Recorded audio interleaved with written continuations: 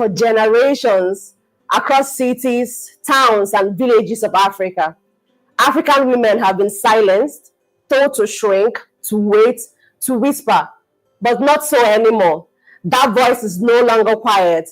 It is bold. It is showing up. It has chosen to rise up and become a voice of influence. Today, over 1,500 African women across 22 nations have chosen to rise up and become voices of influence. So to every young woman joining from across the continent, I say Ekabo, No, Sanu Dezua, Bienvenue, Akwaba, Karibu. Welcome to the Rise Up Global Conference.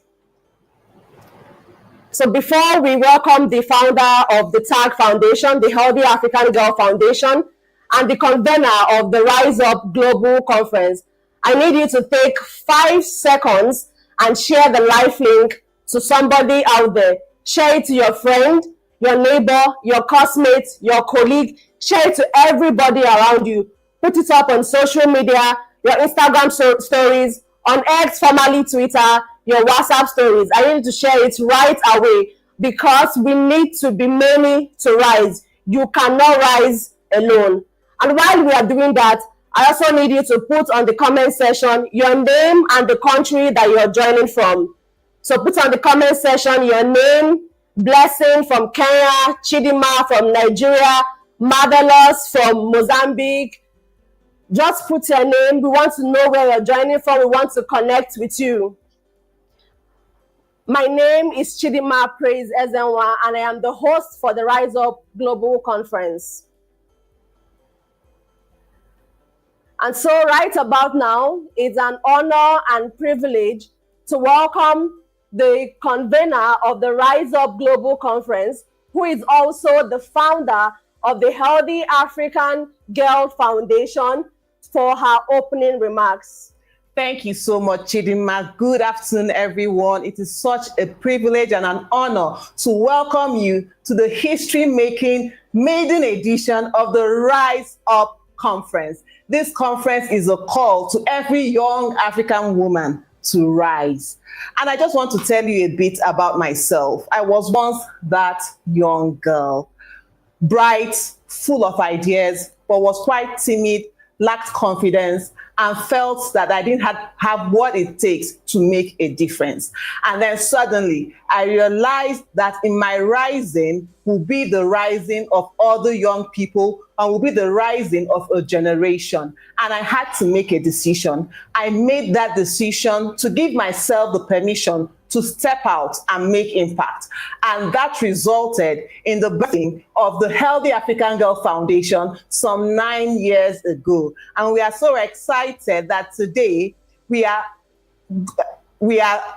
going up with the maiden edition of the Rise Up Conference. But before we go into the list of beautiful activities we have for you, we want you to know a bit more about the Healthy African Girl Foundation, our vision, our mission, and our values. We are here to see every young woman come to a place of purpose where they maximize their potentials so they can actually be people of impact, people of influence, and people of positive change. And I want to encourage you as you listen in to make a decision to rise. So if you're here and you're listening to me, please can you put in the comments, I am willing to rise. Make that commitment to yourself today. Make that commitment to your community today. Make that commitment to the continent today, because in your rising is the rising of our continent. So now just sit down and watch a documentary about the Healthy African Girl Foundation.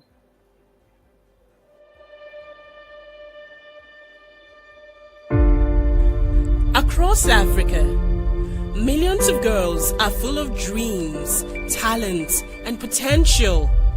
But too often, they are held back by poverty, silence, stigma, and lack of opportunity.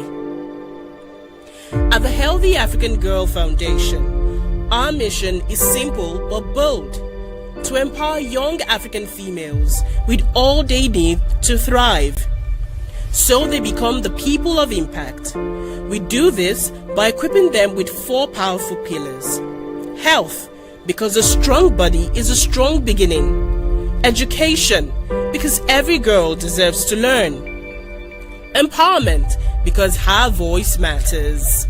Leadership, because she's not just the future, she is the now.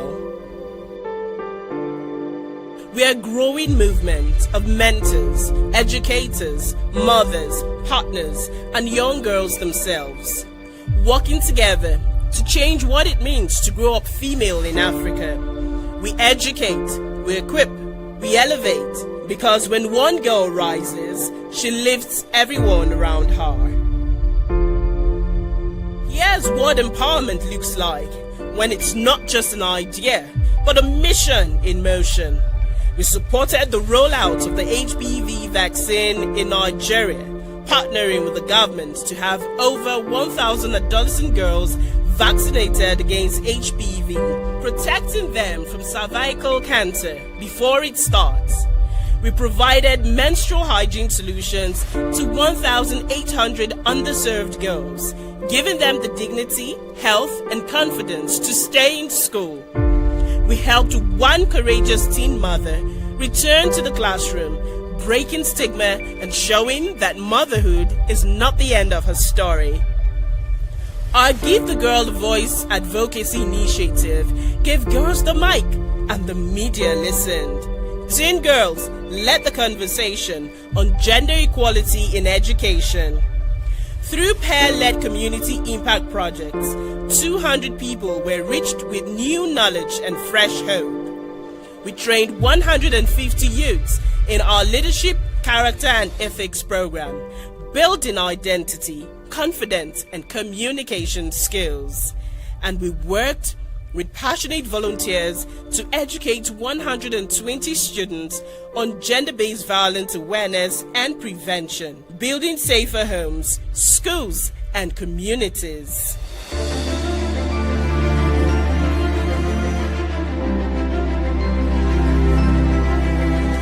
We've seen the ripple effect of just one girl empowered. Now, imagine what happens when 5,000 girls and women across Africa rise together. That's why we're hosting the Rise Up African Girl Conference, a virtual gathering where we build a new generation of bold, brilliant, and purpose-driven African females, featuring change makers, mentors, and youth voices, tackling topics like confidence, education, digital skills, innovation, and leadership. And most importantly, inviting girls not just to listen, but to lead. The conference is not a one-time event. It is a launchpad for a new season, for girls to rise and take their place as voices of change. What next?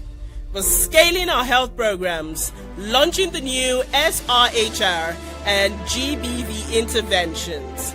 We're rolling out Bloom Again initiative, helping girls return to school through literacy, digital skills, and scholarships. We're launching skill building and entrepreneurship programs to help girls earn and lead. And we're planting the seeds of a mentoring program for young African females, because their greatness needs a platform. This is your invitation. Partner with us. Sponsor a girl. Let's raise a generation that is healthy, educated, empowered, and equipped to lead. Because when she rises, Africa rises too.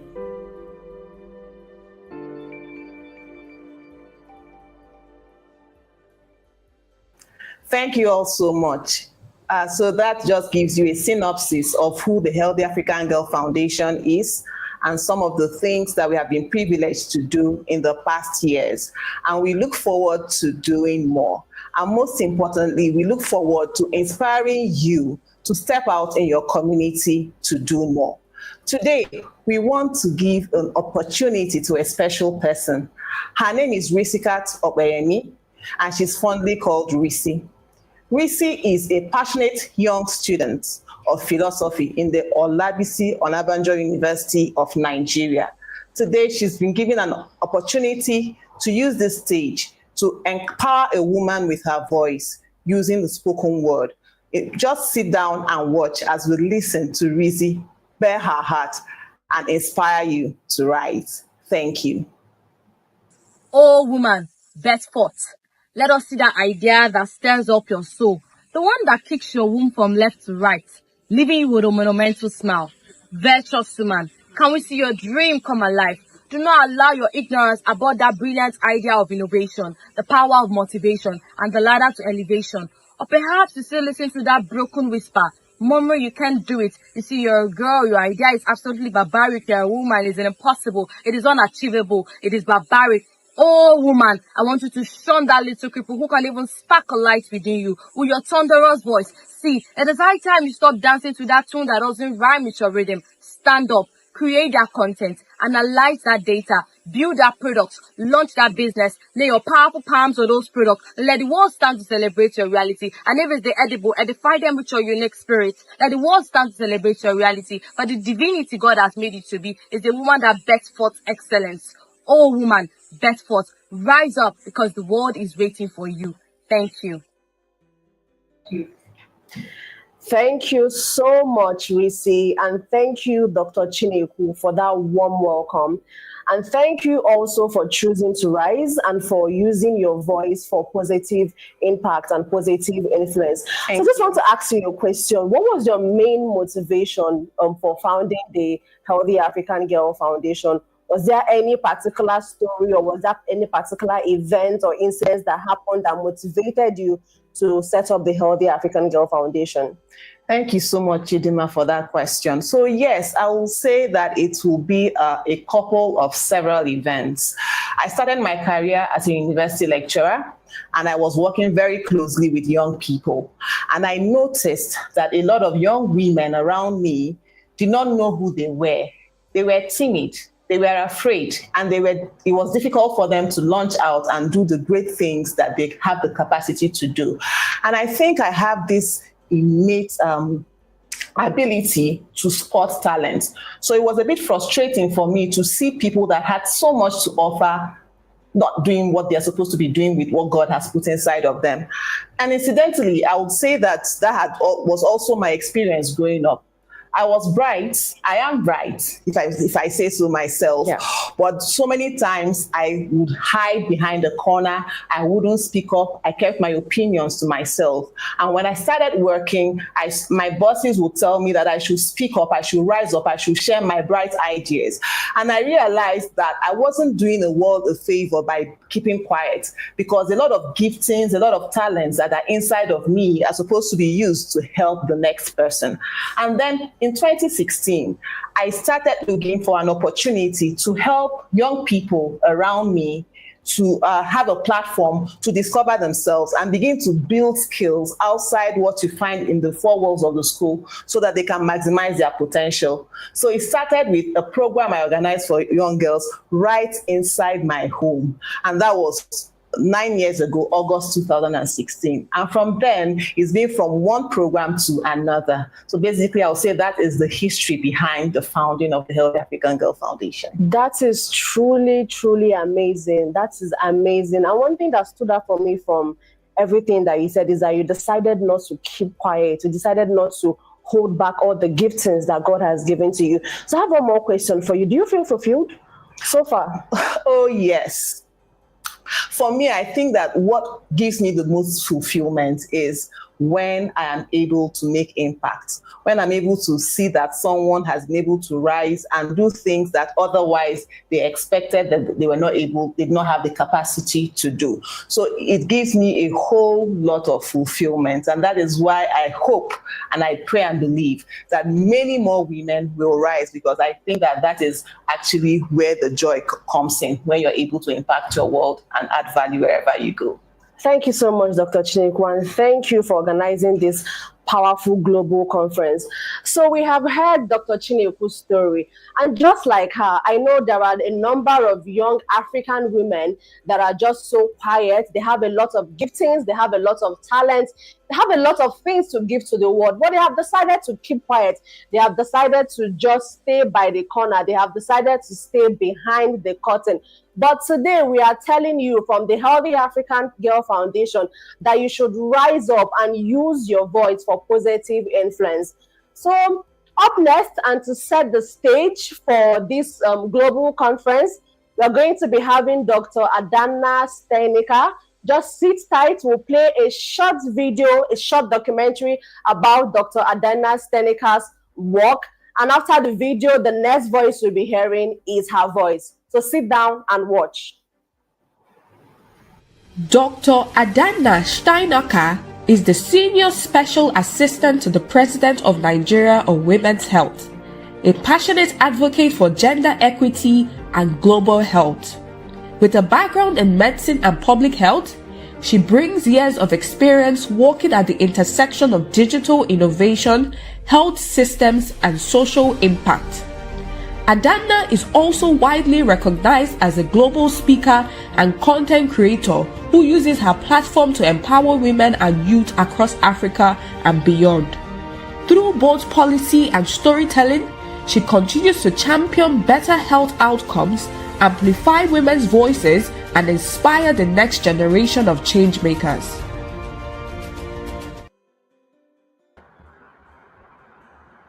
Good afternoon, everyone. My name is Dr. Adana Steinecker, and it's a pleasure to be with you here today. It's also a privilege to open such an important gathering in a room so alive with possibility. Firstly, I want to say thank you to Dr. Chineku Ore and the Healthy African Girl Foundation for convening Rise Up 2025 and for trusting me to set the tone. To every young woman here, you are the reason that we're gathered, not just to talk, but to rise. This opening session is around the theme, becoming a voice of influence.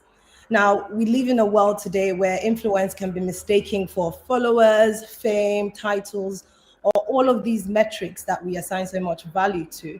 But real influence is defined by the capacity to have an effect on the character, development, or behavior of someone.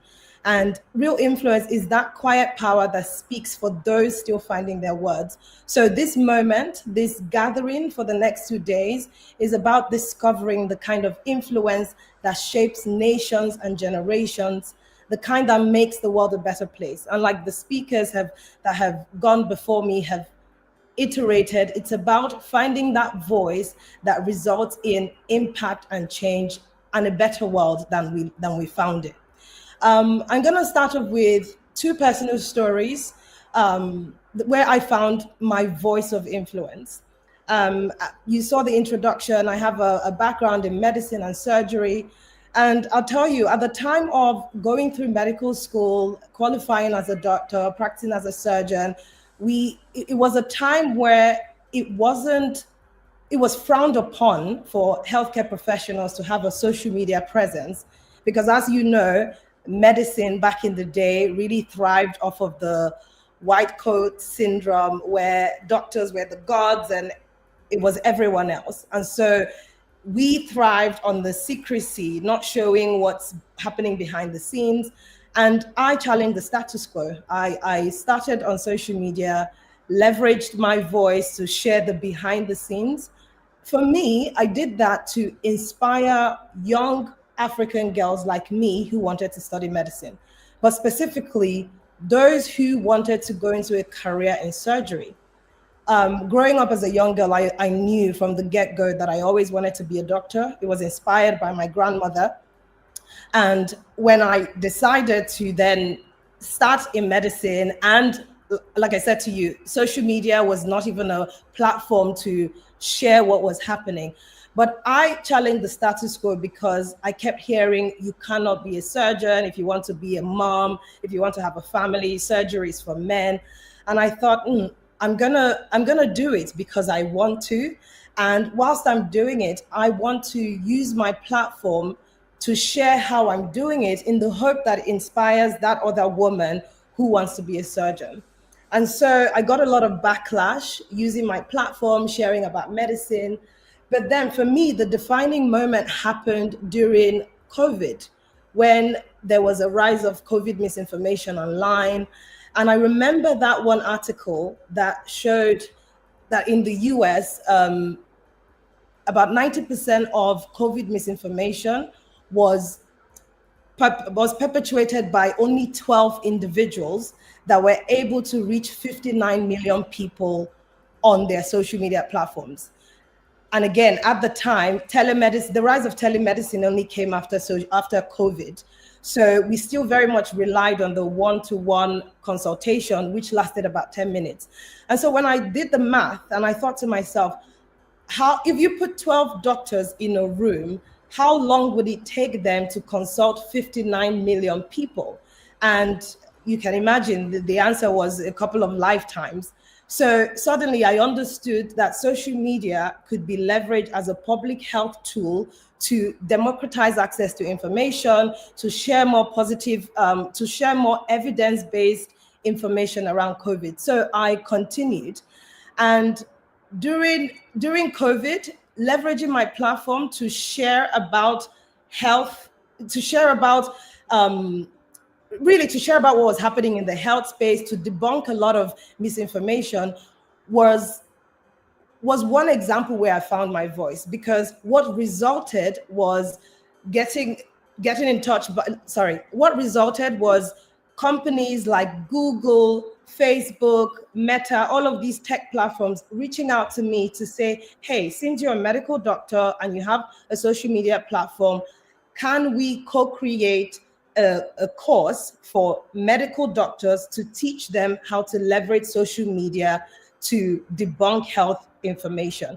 And I'm sharing that story because at the time of making the decision to use my platform for good, I got a lot of backlash, I got a lot of discouraging messages, and I could have easily just backed out. But keeping on with it, carrying on and finding that motivation to keep going resulted in partnerships, resulted in people saying, hey, how can you teach us to do this? That's one example. The second example I would say is my journey to becoming a women's health advocate. Personally, I have values deeply rooted in justice and equality. And when I went through medicine and I was going through my career, my training, I thought, okay, how can I use my profession? How can I use my passion? How can I use what the world needs and anchor to something that I'm so confident to keep going? And then I arrived at Women's Health Advocacy. I don't know, some of you might know my social media presence, but at some point I decided to create health information in a way that was digestible, funny, but would also influence health-seeking behaviors. And so I was creating content that were funny, but at the end of the content, this funny content was health information that would give a woman the tool and the knowledge that she needs to live a healthier life. And suddenly that also led to partnerships, policy rooms, and today I've arrived in a role where I am advising about women's health on a national stage. And so the lesson with these two stories is starting small, but starting regardless of the fear.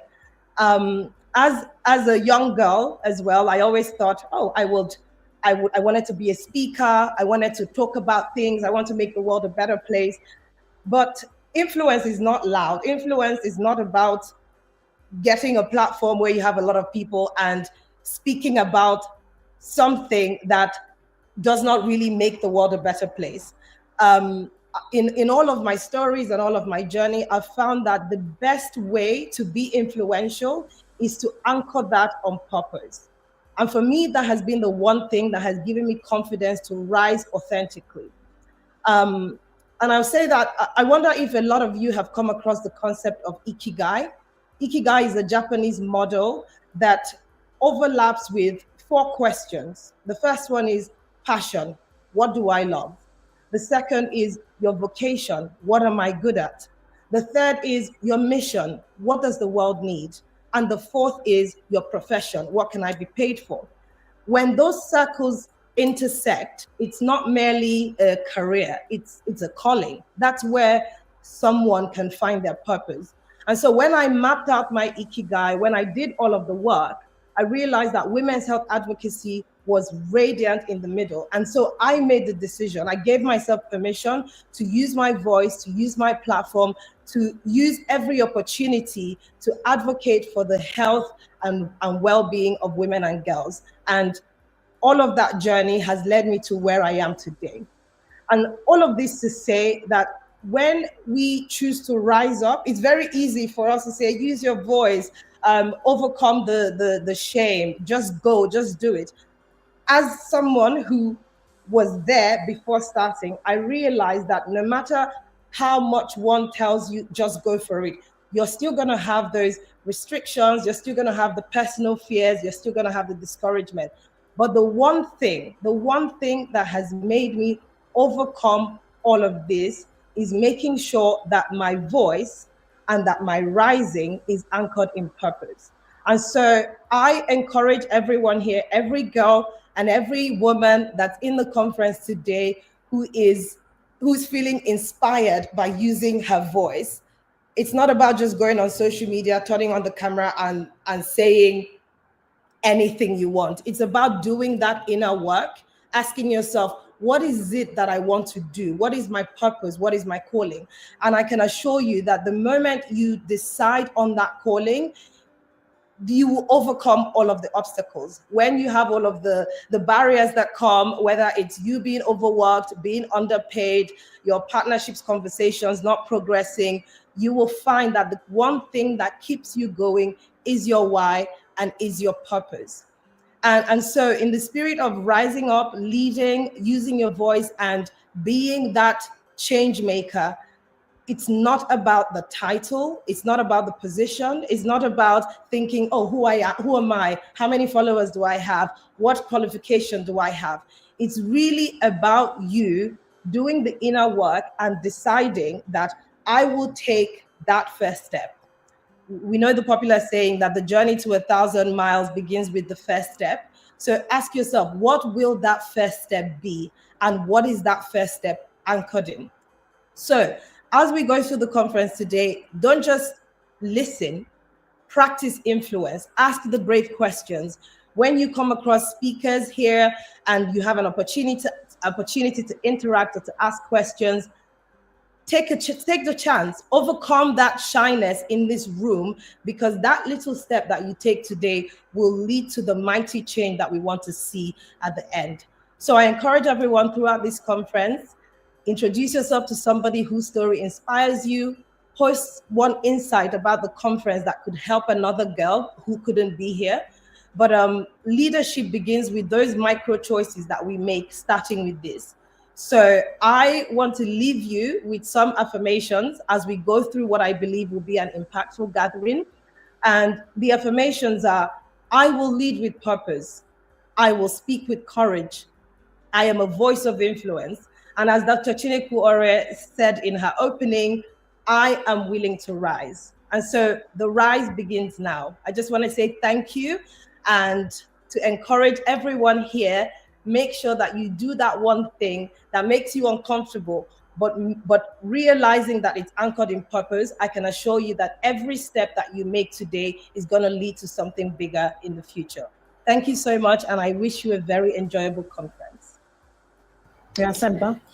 Thank you so much, Dr. Adanna Stanika. Thank you so much for that powerful session. Thank you for setting the stage. I think you've told us a lot of things that will help us through this 2-day conference. And so to everybody in the room, please, I want you to do one thing. What was the key highlights for you in this session? Can you put it in the comment section? Which action are you going to take afterwards? Starting from this moment, which action are you going to take? For me, she said a lot of things. She said that you can start small, start regardless of fear. Even if you're afraid, you can start. And then, most importantly, influence is not about being loud. Influence is not about being loud. And then also, you can start wherever that you are. and whatever you are doing should be rooted in purpose. So, Dr. Chinekwore, I have a question for you. When you started the Healthy African Girl Foundation, were you at any point afraid? Did you think, I'm doing too much, I should probably just stop this thing and go about my normal day-to-day 9-to-5 job? Yeah, so I'll say yes. I was afraid. I had my doubts, but I'll also say that I have a very strong support system, starting with my husband. My husband believes so much in me. My husband is someone that believes that nothing is impossible, and there have been times that I'd want to give up, and then he'll urge me on. But some other thing I'd have to say is that regardless of us encouraging you to rise up, there's still that place of balance. So at every point in time, we have to make the effort, and that was something I had to do to ensure that there was balance, that other aspects of my life wasn't suffering because of the work that I'm doing with the Healthy African Girl Foundation. So yes, there was the fear, but I moved on regardless of the fear. And I'm very grateful for the support system that has really helped me to go this far so far. Thank you very much. She said something. She said she was afraid. She was really afraid, but she moved on regardless of the fear. And then one very important thing that she said also, that she had a very good support system. And then also you have to create that balance. Despite the fact that we are trying to tell you to rise up, we are telling you to rise up, you also have to create that balance. So I need you to tell me in the comment section how you are feeling right now. Which one word describes exactly how you are feeling right now? So I'll come back to you, Dr. Chinekwore. Would you say this is really rooted in purpose? Because Dr. Adanna Steinecker said, whatever you are doing, it should be rooted in purpose. How convinced are you that this is rooted in purpose? Yes, I would say so. I feel that the journey of discovering purpose is a continuous thing. You wouldn't say that you've got there with regards to discovering your purpose, but like she said, it's about starting from where you are. And why I feel that the Healthy African Girl Foundation and the work I do here is closely tied with purpose is because one thing I do with the foundation is basically to work to add value in the area I've discovered as pain points for me. So purpose, I believe, is something that you do that is beyond yourself and adds value to the people around you, to the community around you. So we are all part of a bigger picture, and all of us have our own bits to play to get to the bigger picture. So I believe, yes, that the work I do in the Healthy African Girl Foundation is about purpose, because it's not so much about me, but about the impact that the work that we are doing will ultimately make. Thank you. Thank you very much. She said one thing that she does is to always add value. She always adds value. So before session, I want to take 5 seconds yet again to share the live link to somebody, said somebody in your class, even your enemies, because they also need to rise. We all need to rise together. Put it up on your Instagram stories, put it up on your WhatsApp stories, on X, on LinkedIn, every single social media platform that you belong in. Please put it up there, because we need to rise together. I'm sure that you have done that. So also put in the comment section how you are feeling right now, the actions that you're going to take. Dr. Adanna Steinecker said a lot of things. So from all she said, what action are you going to take? Dr. Chinekwore has also said a couple of very important things. She said you need balance, you need to keep going even if you are afraid. You also need to just always give value. So what action are you going to take as a person from this session? Remember, we have a lot of sessions for this 2-day conference. So from this very first session, what action, even if it's just one action, what action are you going to take? Coming up next is a panel session. And this time around, we are going to be hearing from our fellow young women. And the title of this panel session is Journey to Becoming a Voice of Influence. We're going to be having 2 speakers and then a moderator. The moderator is Ms. Chizoba Kama. She's an environmental scientist, a sustainability advocate who loves being in spaces that help people grow. She's passionate about encouraging young people to recognize and leverage opportunities to become the best version of themselves. And so with virtual round of applause, let us make welcome the moderator of this session, Ms. Chizoba Kama. Thank you so much, Chidima. Thank you so much, Dr. Ore. Thank you, everyone. I hope you can hear me, please. If you can hear me, please put it in the comment section so that I know that I'm not talking to myself. Can you hear me, please?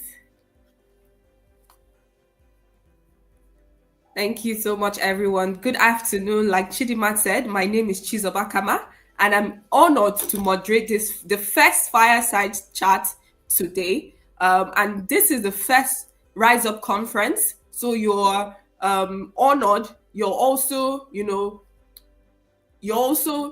honored to be here today. So congratulations for being part of this conference. Thank you so much. Okay, thank you. You can hear me. Thank you. So today we'll be joined by two phenomenal young women, but we'll be starting with one person right now. We'll be starting with Pauline Faith Gator, and she'll be speaking to us from Uganda, although she's from Liberia. And she's someone who represents what this conference is all about. She's someone who is rising with purpose. She's someone who's leading true values, and she's someone who uses her personal story to drive impact. So let's all encourage her. Let's all welcome her by putting up, our fire chat emojis, putting up our dance emojis, putting up, our comments to welcome Pauline Faith Gator. Welcome, man. Welcome. We're so glad to have you here with us. Thank you so much. Thank you. Thank you so much. I'm hearing you. Can you hear me? Yes, we can hear you. Thank you so much. I feel so privileged today being in the room with thousands of brilliant minds from around the world and amazing speakers. I'm so much inspired, and I want to say thank you for granting me such an opportunity. I feel privileged being here today. Thank you. You're welcome. So I'll just read Pauline's bio before we start up with the fireside chat. So Pauline, hailing from Liberia, is a committed global champion of gender equality, youth leadership, and sexual and reproductive health and rights. As she's the visionary founder of the Girls Health Alliance, she empowers young people, especially girls, to reclaim agency over their bodies. And she engages in decision-making and advocates for their rights while combating gender-based violence and harmful cultural norms. She's also driven by an unwavering passion for gender justice and youth leadership. Her impact is felt across borders. She was the chairperson of Liberia's National Children and Youth Advisory Board from 2017 to 2020, where she ensured the protection and participation of youth and children in national issues, leaving a lasting legacy. So, Pauline, we say thank you. And regionally, she serves as the co-chair of the Mano River Youth Network, where she champions human rights, gender justice, and child protection in Guinea, Sierra Leone, and Liberia. On a global scale, she advances her mission through roles as a Women Deliver Young Leader and a UN Women Youth Activist, driving advocacy strategies. Thank you so much, Pauline. You're doing great things, not just in Africa, but globally, and we can't wait to hear from you. Thank you so much, and welcome once more. Thank you. You have now put me on the spotlight, and I know the audience is just like, I'm waiting to hear so much from her, but I'm also here to learn from you as well. So I'm reading your comments. Thank you. So let's keep your comments coming. Yeah, I'm here to read them as well. Thank you. Thank you so much. Yes, please keep your comments coming up in the comment section. Always write down your vision, write down anything. Once you write it down, you would not forget it. So write it down and post, reach out to your friends and remind them that the conference has started. Thank you so much. So Pauline, we'll be going to our fireside chat. And the first question I'd like to ask is, so can you share with us one moment in your early years where you realized that your voice mattered?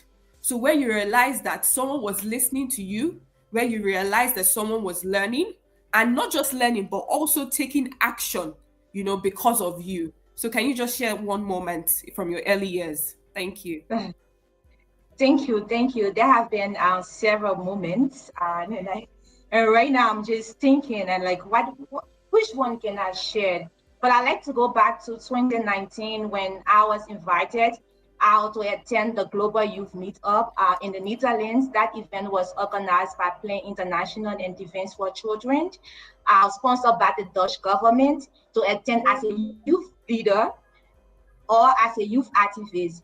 Are being selected from among thousands of young people from around the globe, including my home country, Liberia, affirmed that I am a critical voice, affirmed that at that time I was a young leader with so much influence, and I had, and my voice was centered mainly on youth inclusion, youth leadership, and youth participation.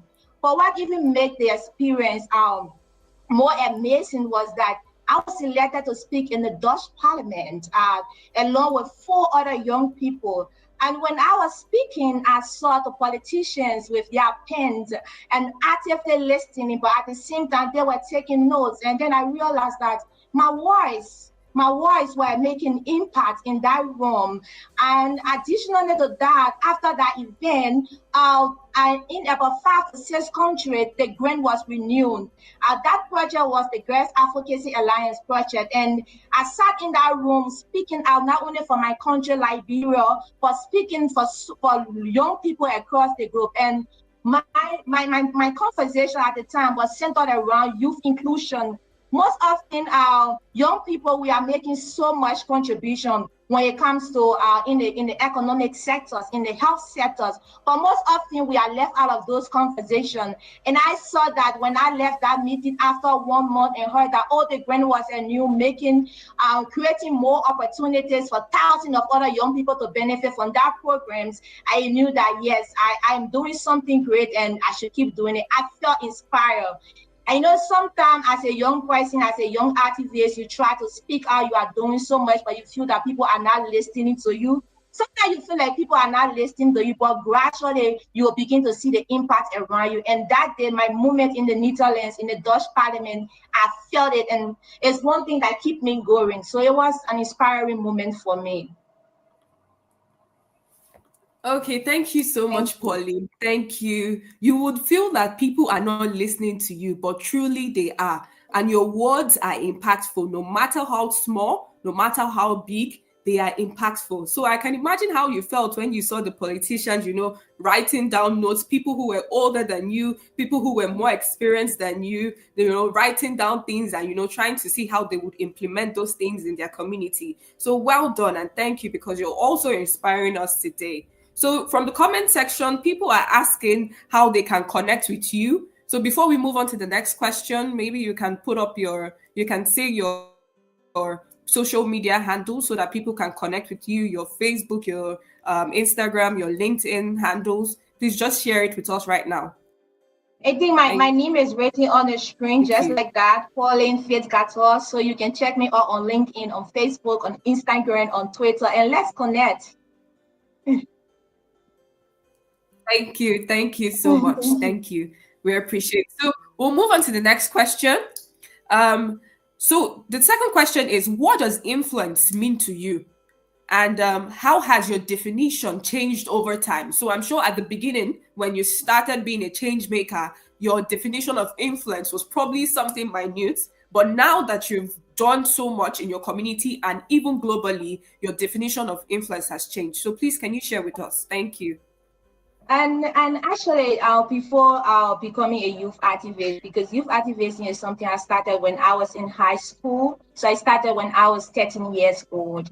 But I felt back then, before joining activism, I felt that being a voice of influence is just about being popular, about people knowing you, about having so many followers. And like, if you are working everywhere, then people are just calling you or speaking to you. But as I grew up in my field, as I keep growing, I get to realize that real influence is about impacting communities. It's about changing lives. But as I keep growing, and then I also come to realize at this junction of my life that influence is also about positively affecting the people around you. It might be in a simple way, but in a powerful way. I know most often as leaders, as young leaders, we go out there in the global village, in the war, inspiring people, but we forget our friends, we forget our brothers and sisters, we forget the people closer to us.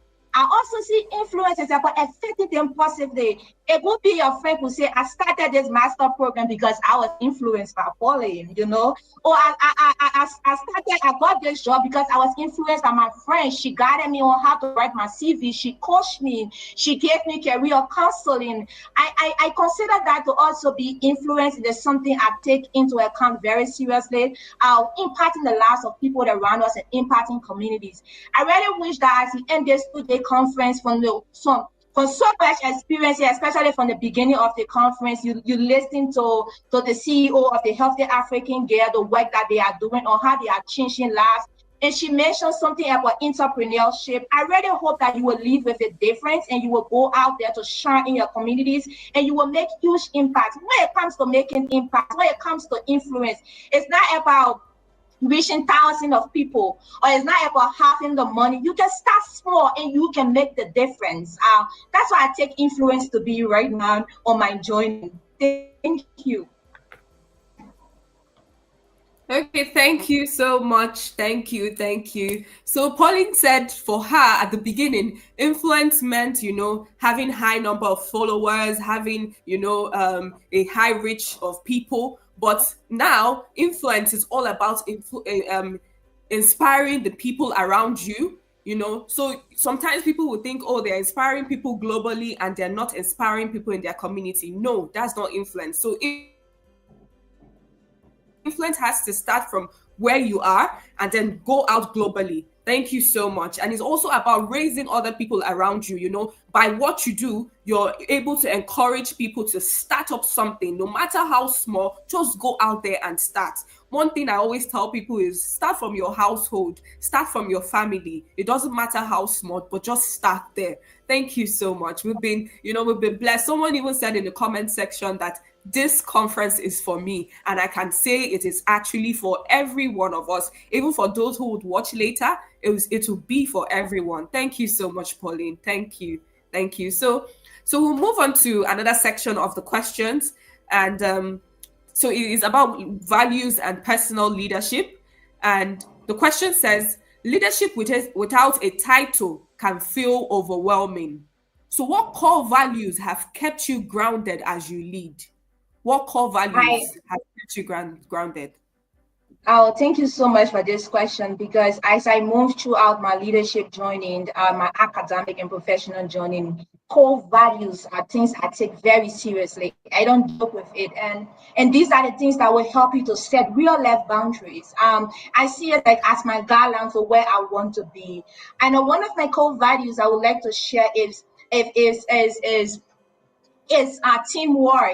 teamwork. I really believe in teamwork. I believe that no one, I stand to be corrected, but no one will achieve success alone. I mean, you have to do it together. I believe in teamwork so much.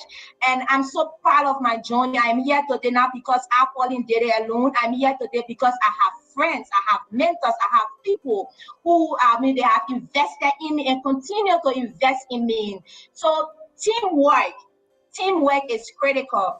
I will take you back when we started the Girls of Alliance in 2019. I never have money. You will see Pauline is the founder of the Girls of Alliance. Yes, I'm one of the founders, but we have many co-founders and other people who supported our dreams. And even I have a colleague, I also consider her as a sister, Damaris, who's attending this conference. When we started Girls of Alliance, and I told her, Damaris and other young people, that I have a dream. My only responsibility was to share that dream. And after sharing that dream, we started to work together. And today we are impacting so many people across Liberia, and even across the globe. So teamwork for me is very, very critical. Another one I would like to share is transparency. I know that sometimes it's hard to stay transparent, but I want to challenge you. I know, especially for us from the African communities, most people consider Africans to be people who are corrupt. But make the difference. Make the difference. Strive to be transparent in your feed. Another one I would like to share is patience. Be patient. Process takes time. if you remind yourself about these core values, for me, sometimes I tell my friend, you don't have to be like me. You don't need to take my core values into consideration, but these are the things that get me to where I am today. When life gets tough, when things are changing, I find myself in the dark room, and then I remind myself that success takes time. And I remind myself that I cannot do this alone. So be patient. Another one, I would say, I believe in diversity and inclusion. I believe in everyone coming at the table and doing it together. I also believe in hard work. Success is not going to fall from the tree. No. You need to work for it. There will be time that you will cry. There will be time that you will shed tears. There will be time you will doubt yourself. But you need to work hard. You need to have that sleepless night. But I would just like to say work hard or work smart. Yeah. When I say work hard, also work smart. Be creative. But work hard, be ready for it. And as I conclude with this question, I also want to remind you that failure is part of the journey. I also believe that failure is part of the journey. And taking into consideration that failure is part of the journey, it will help you. It has helped me to stay confident no matter what. No matter how many times I fail, no matter how many times I fall, I stay confident. And when I'm invited to a conference or I'm taking on a new role, I would say to myself, I am here because I'm qualified. You are in that room, you are attending this conference today because you are qualified to be here. Never doubt yourself. No matter how many times you have failed, it's not the end of your journey. Keep that fire burning within you. Stay confident. And alongside my core values that I share, I talk about teamwork, I talk about transparency, I talk about diversity and inclusion, I talk about patience, I talk about hard work. I would also like to encourage you to take careful risks. If you want to be great, if you want to be successful, take careful risks. Sometimes you will not understand your journey. You will not understand your path. You will be given a task that you are speaking today. You know, your boss is telling you that you are speaking today. Do not say, I'm not ready to speak. I cannot do this. No, do not say that. Just say, I'm ready. Take that risk. Take careful risks. And I can tell you at the end of the day, you will be proud of your journey. Sometimes it might not work, but for me, I think out of 100% of my race, I have achieved 75%. Maybe you will be lucky like me. So take careful risks. And as I conclude, I would like to share 2 more points. Respect for others. Respect people. Respect your colleagues. Stay humble. And the most often when I'm introducing myself, I often tell my friends, education is good, but I don't really worry about how many masters I have, how much I have in my bank account.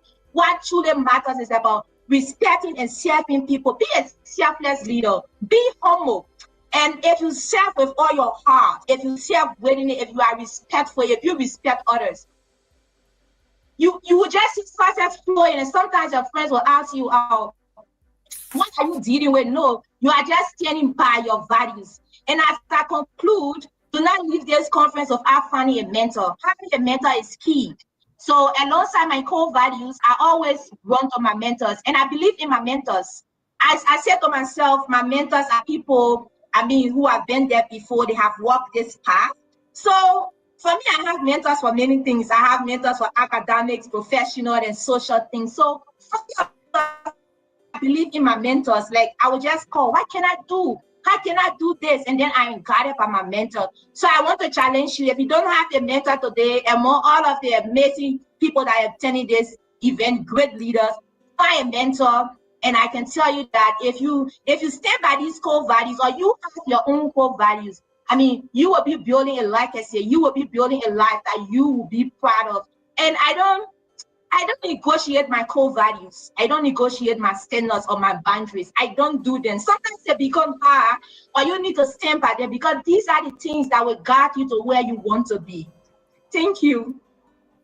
Thank you so much, Pauline. Thank you. Like, I'm blown. And this is just the beginning of the Rise Up Conference.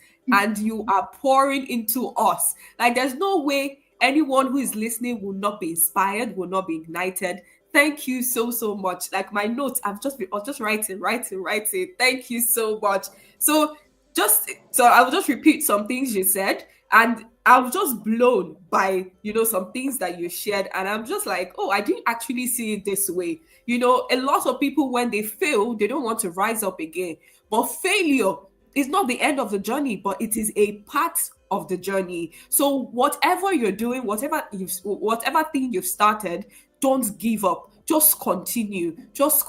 And it's just so amazing. Thank you so much. You talked about teamwork. You talked about, going along with people. You cannot do it alone. You cannot rise alone. So you always have to go along with people and be transparent, be honest, be truthful. Don't try to, hide things, like Nigerians will say, don't do mago, and, you talked about being patient. It's a process. It takes time. When you want to do something big, even when you want to do something small, it doesn't happen immediately. You have to take small steps to get that big thing. So it's always a process and you have to be patient. Thank you so much, Pauline. And you talked about diversity and inclusion. Everyone needs to be carried along, from young people to old people to, from the poor to the rich. Everyone needs to be carried along. And you also talked about hard work, but working smart. And we also need to be creative. You cannot be a Gen Z or a millennial or a Gen Alpha and not be creative. You need to rise up and be creative. Thank you so much. Thank you. And you also talked about taking careful risk. Even as we're being told, just start something, start from where you are, start small, but we need to take careful risks and we need to be ready. When we're given the opportunity, we need to give ourselves to that task. Thank you so much. And we also need to respect others. We also need to, be selfless. We need to be humble. We need to serve willingly. And just like I'm serving willingly here. So, follow these paths that I decided to follow. Thank you so much. And have a mentor. Have different kinds of mentor, academic mentor, work mentor, different kinds of mentor. Thank you so much. So we'll move on to the next question. So the next question says, have there been times when standing by your values came at a cost? And how did you navigate that? So before you answer, the last thing you talked about in answering your core values was standing by your values. You talked about, not living, just maintaining boundaries and not, compromising on your values. And funny enough, the next question is, so have there been times where standing by your values came at a cost, and how were you able to navigate that? Thank you. I and especially as a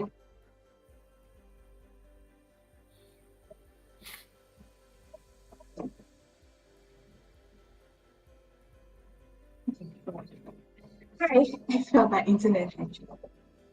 Okay, we can hear you. Can you hear? Okay. And I must be real. And if you follow me on social media, someone who share real life examples and often share my own stories. If you want to be great, there will be moments where people will question your core values. But for me, I never offer negotiating my core values. I remember a time where I was seated as being a young woman, unsteady, very young, but yet in leadership. It came a time where I felt I was not respected, because I told you, as part of my core value, respect. And when I talk about respect, I'm talking about respect for law and policy. When you enter an organization or you enter a school, always ask, chief activist, people of influence, you want to know the policy, you want to know the guidelines, you want to know the law, because you are working to obey that law. I think we have Christians here, or for those of us who are Christians or the Bible or Muslims, we have the Quran, we have the Holy Bible, that is guiding us. So at the time I was seated in that position, I will not call the name of the organization, but I felt like I was not respected. I felt that that person was going against the policy, and I needed to speak out. So when I decided to speak out, my workmates, my friends, my colleagues, they were like, no, you don't have to speak out. Just live silently. You don't have to talk. And I saw other people calling me, people who are having influence or money or power. And they are saying, if you speak against that person, you will be taken to court. And I told them I'm prepared to go to court for the right thing. And I had to speak up. And I did it. I did it alone. I really did it alone. I had to speak out. I could not get support from my friends. I could not get support from people around me, because they felt like I was doing too much as a young African girl. Sometimes they will tell you to not do what the white people are doing. If we are teaching you activism, that does not mean to say you should always speak into everything. Yes, there is time you should know when to speak, how to speak, and where to speak. But I feel that something was not going right. And if you cannot respect me, I cannot do business with you, because I have to respect you in as much as you respect me, guided by policy and laws. So I decided to speak out. I resigned and I spoke out.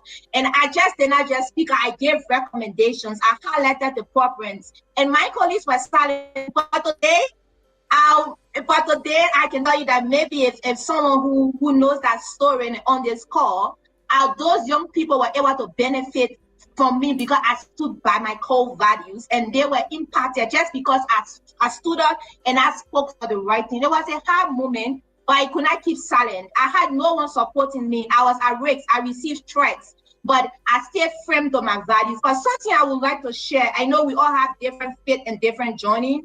I even received phone calls and someone told me, you will be wish, you will get sick. But I said that I believe in the God that I serve. And in that time, one of my secrets I did not share. I pray a whole lot on my leadership journey. I put everything to God in prayer. And at the end of the day, everything ended so well. And what I wanted, the young people were respected. We had a dialogue and everything ended so well. But it was very difficult for me to stand up because I saw people begging me to compromise. I said, no. I'm not going to compromise this. I'm going to stand up for what is right. And I did it. And at the end of the day today, I think even from that, after a few years, I gained more respect in the youth community in Liberia, in that organization I was serving, because I chose to stand out for what was right. Thank you. Thank you so much, Pauline. Thank you so much. I wish we had more time. We still have a lot of questions to look at, but thank you so much. Honesty has been something, that has held Africans bound. When we get into boardrooms, when we get into rooms with people from global stages, we try to, compromise on our standards. But you telling us right now, you have told us that we should, hold on to our values, we should stand by our values, and we should not compromise on them. Thank you so much. So because of time, we will have to move to our next question. So how do you stay authentic when it feels like everyone is shouting to be seen or liked? Right now on social media, if you don't have 100 likes or have 1 million followers, then you haven't started. So, but how do you stay authentic when it feels like everyone is shouting to be seen or liked? Like I said, take your time, be patient. Real impact is not about noise. It's not about being public. I was speaking with my colleagues recently at the Girls of Alliance, and I said, even though we don't have money to implement certain projects, but we are still going to do our work, because to not compete, it comes when you want to compete with people, but to not compete, just have belief in yourself and just set goals for yourself. And be real to yourself. That's how you get to understand that, am I making impact? Am I making progress? But if you want to start comparing your progress with other people, then you are making mistakes. Just be true to yourself. There are many great people today. You might not see them on social media, or you are starting small. You are posting your work. You are not receiving likes. People are not following you. Keep going, stay committed to your dream. I would like to track back to my own story. When I started as a youth activist in Liberia, and I was in this organization, my friends were traveling around. They were going places. They were well known. I was celebrating them. I was committed. I kept on working. We consider those people to be grassroots activists. You feel like people are not seeing your work. But I kept on going. Until at a certain point, I started to receive recommendations and people recommending me, we need you to speak. We need you to travel on this event. And I started traveling the world. But it took time. I was like, people are not seeing my progress. People are not seeing my work. But today, see where I am, and I'm still growing in my field. So real impact is not noisy. It's not public sometimes. Just keep going and believe in yourself. Track your personal progress against the goals that you have set, and not against others, sources or what they are achieving. If you do that for yourself, you will realize that I'm making impact. And I want to challenge you before you leave. Set your personal goals, your career goals, your professional goals, or whatever goals you want to set. just having like a timeline, set it for yourself and be able to track it every month, every week, and see how far you are going. Like that, you will get to know, like, I'm making impact. But I know it's hard. Sometimes you will cry. People are not seeing my work. People are not calling me. Keep going. Never give up on your journey. Just stay true to yourself and believe in your dream. Thank you so much, Pauline. You always have so much to pour into us. Thank you. We're grateful. So impact is not about noise. It is really not about noise, and we should not compare ourselves with other people, but we need to stay true to ourselves. So there was a question from the comment section before we move on to our other questions. So it says, how do you navigate conflicts when your teammates refuse to cooperate or work hard? Do you have some tips for an effective and peaceful teamwork? So you can just make it short, please, because of time. Thank you. Yes, I mean, you cannot escape conflict. You cannot escape conflict. But like I said, whenever you are working somewhere, have guidelines, have policy that you use at your guard. So sometimes people might breach policy. Call this person, have a team meeting and explain to them. Maybe their first mistake, you can ask them. I mean, ask them, how can I help you? You did not perform in this area. You did this. How can I help you?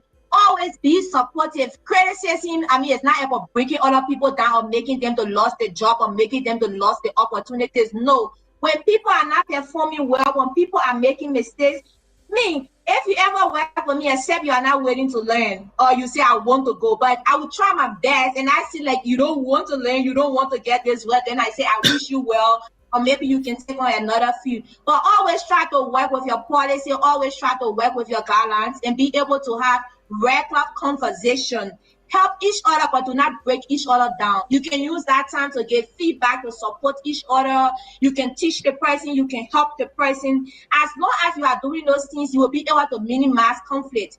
And I want to say, I know it's hard, but for me, another thing, try to avoid gossip. If somebody is not doing something right, maybe you can find if the person's supervisor, you can call the person, but you don't have to gossip about that person to your other colleague or to your other friends. No.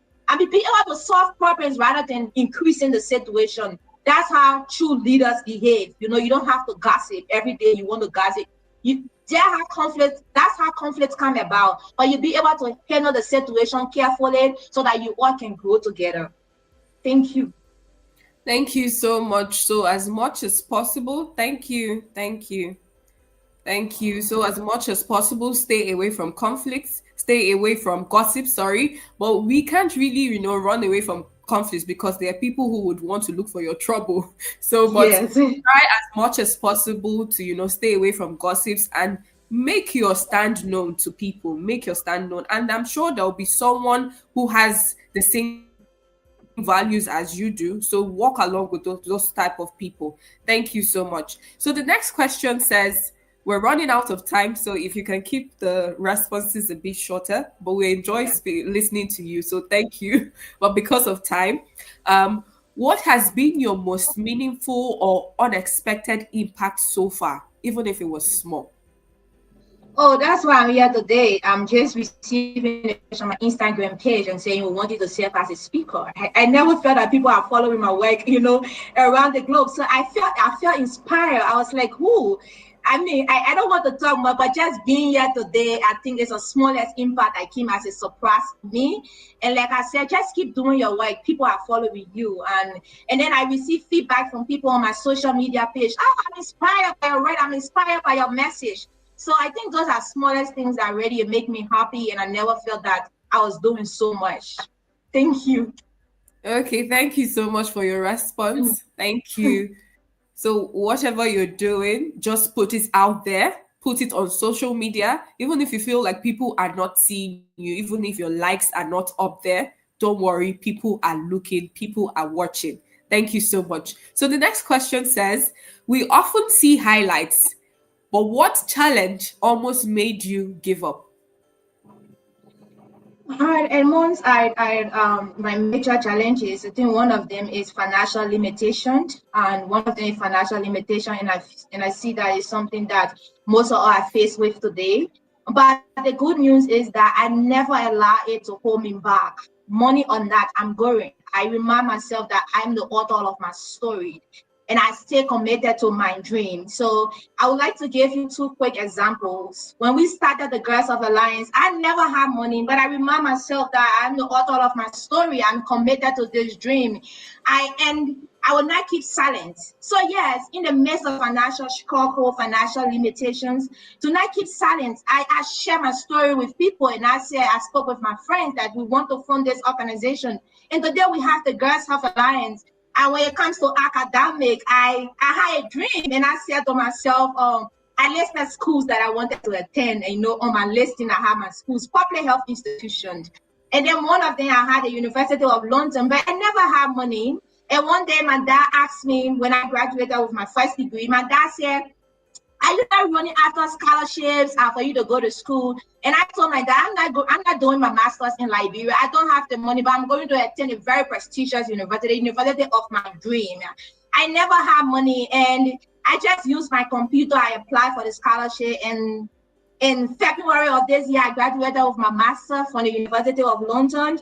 I often tell my friends, even if I never had computer, if I never had internet, I was going to ask someone, can you please help me with your computer? Can you please get me internet? I want to apply for this scholarship. So there will always be challenges, but never keep silent. Keep pushing. Believe in yourself. Once you believe in yourself and you stay focused and you are putting in the work, you will get to where you want to be, and your dreams will become reality. And like me today, my dreams are gradually becoming reality. I did so many things in life without having money, not having rich parents, not from rich background, but I just believe in myself, and I keep sharing my stories. Don't be afraid to share your stories or your plan. I know in Africa, they often tell us, or around the world, people will steal your vision. You are the owner of your vision. No one is going to take it from you, because you don't know the person that you are sharing will just be the one, that will help you kickstart that dream or help you get to where you want to be. So never keep silent. Even if you don't have money, keep asking, keep sharing your story until you get to where you want to be. Thank you.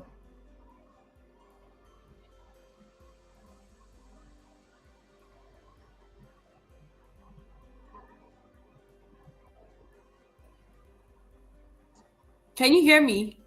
Yes, I'm hearing you, please. Okay, so thank you so much. Thank you so much, Pauline. So you said your challenge was money? Yes. Financial whatever constraints you have, always speak up. Don't be silent. Tell people about your cause. Tell people about what you want to do, and you don't know where your success.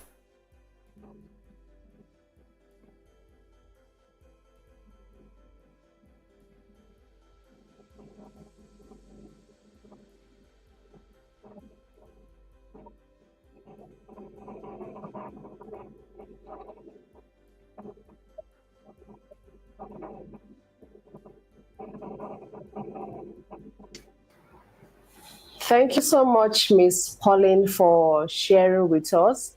So we have a couple of questions from the comment section. So we'll just be asking 1 or 2 questions before we round up this session. Thank you. Thank you.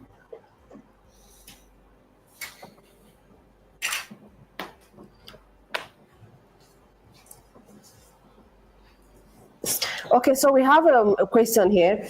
And finding mentors, Ms. Pauline, please, how do you reach out to people you admire, especially if you don't know them personally? Because you mentioned something that we all need a mentor. So how do you reach out to people that you admire when you don't know them personally? There are many ways that you can get to them. Sometimes some people take people to be their mentors. Maybe you read their books, or you read their books. Some of them are having audios, but introduce yourself, write the person, introduce yourself. If you can find them via social media, if you can get their emails, introduce yourself, let them know what you need from them. Most often do not ask for money, you just need mentorship. Mentorship is different from maybe financial sponsorship.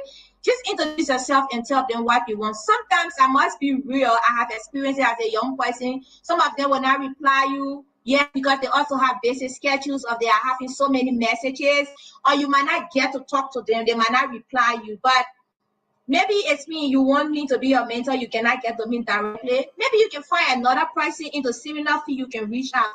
And I just want to say something. Sometimes when we are looking for mentors, we often go outside, we go far away. When we have mentors in our homes, in our communities, we have mentors just around us. So also when you are finding your mentors, try to look, be smart, look around you. Yes, you can look for people out there as well, but it's difficult to get them. If they are having books, read their books. If they are having talk shows, listen to their talk shows. But just in case you cannot get them, you can reach out to other people to be your mentors. And I believe that you still achieve your dream. Okay, thank you so much, Pauline. I think we'll be rounding up this session at this moment. I want to say a very big thank you to Ms. Chizoba Kama for moderating this session, and then also a big thank you to Pauline for sharing from your wealth of experience. We appreciate you.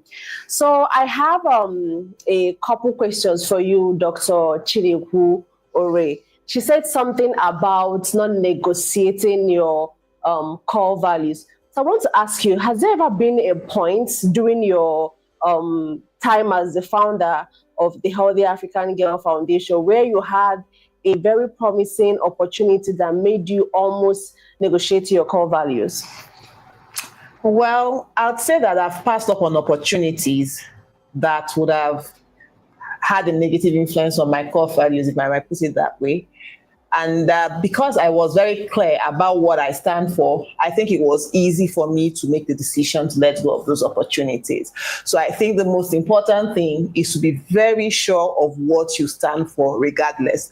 And having a system of accountability helps you in those seasons where you might want to compromise. So it's not just about you having your values, but also communicating your values clearly to the people around you, because that helps you to stay accountable. Because in those times that you might be tempted to compromise, your accountability system will also help to keep you in check. So yes, those opportunities have come, but thankfully we've been able to overcome.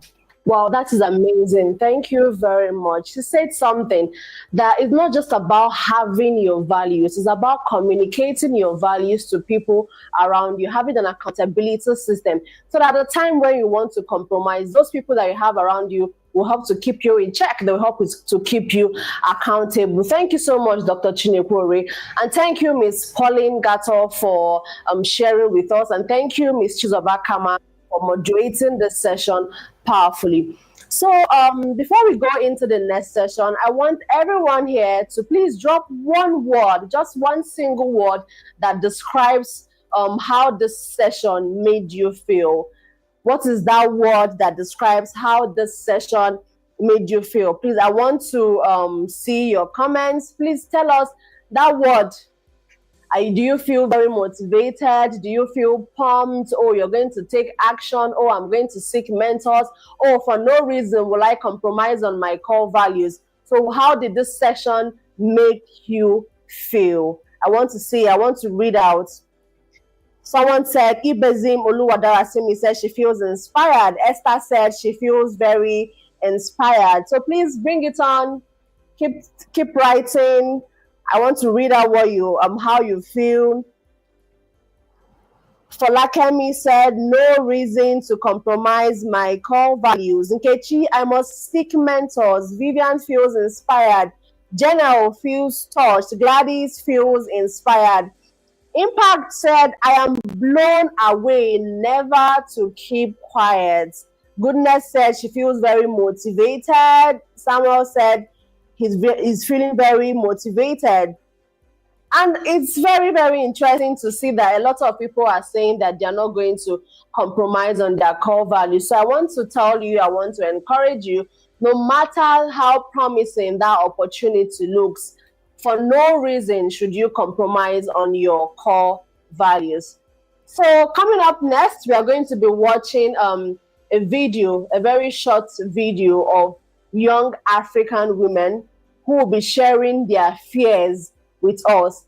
I know the good part of this video, they're not going to be sharing only their fears, but they are also going to be talking about their hopes for Africa, their hopes for the African girl, and their dreams. So in the next 10 seconds, you'll be watching a video of women from across the continent sharing their hopes and their views. And don't go away, because after that, we are going to be having a powerful session on identity and purpose. Remember, Dr. Adanna Steinecker said, whatever you are doing, influence has to be rooted in purpose. So we're going to be having a powerful session on identity and purpose. So don't go away, stick around and watch the video. Hi everyone, my name is Nicole and I'm from Nigeria. One of my fears of being a young African girl is the fear of not being heard, fear of being overlooked in places that shapes the future. And I hope that one day my voice is going to be heard, my opinions are going to matter, and I'm going to thrive, and I'm going to be successful in every single thing I want to do. Hi everyone, I am Orova from Nigeria. One fear I carry as a young African woman is that my voice won't be heard, or even worse, my voice gets dismissed by systems and stereotypes of the society. One hope I have for myself and the community, my community, is that we will rise to be freer, stronger and bolder. There will be equity and opportunity for everyone, including women, to thrive. Hello, my name is Esther Efi Creton. I am from West Africa, Liberia. As a young woman, one fear I do carry is the fear of not being fully heard in decision-making spaces. Many young women like myself struggle in order for our voices to be heard. But I hope that young women will be fully empowered and have the opportunity to boldly speak for ourselves and contribute meaningfully to the society. Thank you. Hi, my name is Ayanda Tlanga from South Africa. My fear as being a young African woman is not being safe, being silenced, and not being heard. I also have a hope for a future where healing is collective, where young African women are seen, safe, and celebrated, and for my community to rise up with pride, power, and possibility. Hi, my name is Annabelle from Nigeria. One fear I carry as an African girl is the fear of losing myself in a sea of societal expectations, where the uniqueness of my thoughts, creativities, and values are suffocated by expectations and norms. But I hope that one day I'll be able to relieve myself of that fear and help those who carry the same, and even worse, to help them reach their full potential. Hi, I'm Nafisa Suleiman from Nigeria. One of my fear is the fear of a woman being unable to use her voice, herself, and for her community. And my greatest hope is for everyone to know that the voice is strong. Your voice is strong enough for you and for your community.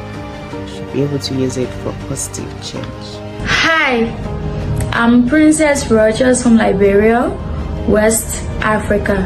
One fear that I carry the most is the fear of being judged for expressing myself because I am a woman. I hope that the world can create a safer space where women can express themselves unapologetically without being judged or labeled as too loud. Hello, my name is Nadia Temilia Moba and I'm from West Africa, Liberia. One fear I carry as a young African woman is becoming invisible. Watching me like my mother work endlessly and sacrificing everything, yet still being unseen, unheard, and struggling to survive, I fear that I might face that same silence no matter how hard I try. But my hope is rooted in change. I hope to build a world where girls like my sisters and women like my mother don't have to diminish themselves to be respected.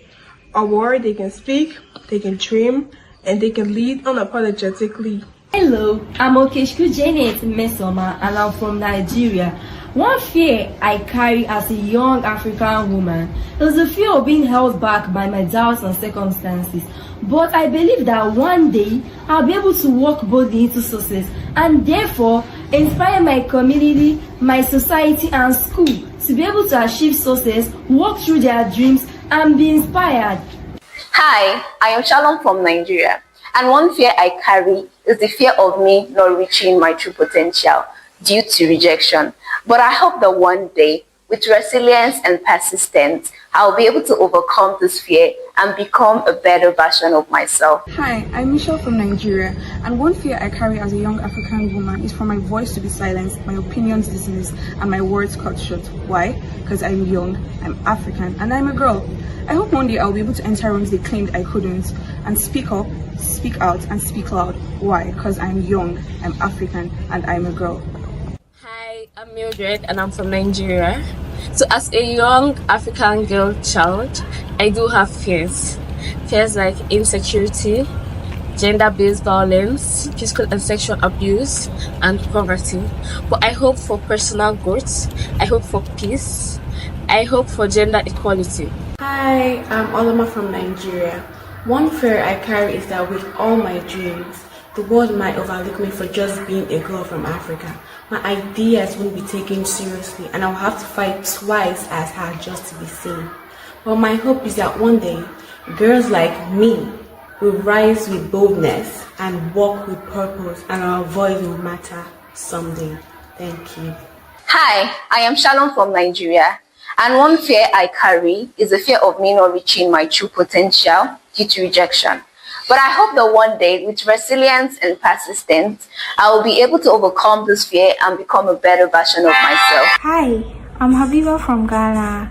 One fear I carry as a young African woman is shrinking myself to fit into spaces that were never designed for my dreams and my voice. Through this season of growth and self-discovery, I'm learning to rise, to speak up, to take up and lead with courage. I hope that every young African woman out there will believe that they are enough. Their voices, their ideas, their stories truly matters. Hi, my name is Vivian and I'm from Ghana. One fear I carry is not achieving my aim of helping girls access quality education.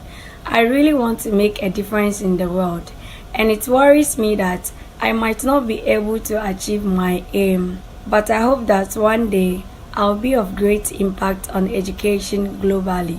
Hello guys, it's Daisy from Nigeria, and one fear I carry as a young African woman is the fear of limited opportunities, and this has affected a lot of young girls out there because of fear of judgment from society and also our cultural norms. But I hope that one day the girls around me and I will be free to achieve our goals, and I also hope that this conference will inspire us to do so.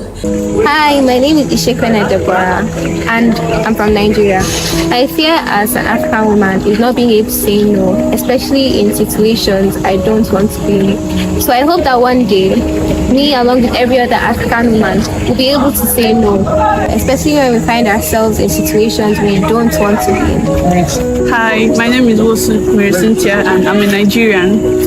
A fear I carry as an African woman is not being accepted, being dismissed from the rooms I fought hard to enter, even working as twice as hard as I can. And amidst this fear, there is this fire to build myself, to break the gene, to break the cycle, and to show up anytime, anywhere. Thank you. Hi there, my name is Ozodinobi Cherry Upioma, and a fear I carry as a young African woman is not being financially stable and not being able to acquire my needs. But I hope that one day I will be able to overcome such situations and be able to cater for my own needs by myself. Hi, I am Bob Ero Ijirogene Mercy from Nigeria.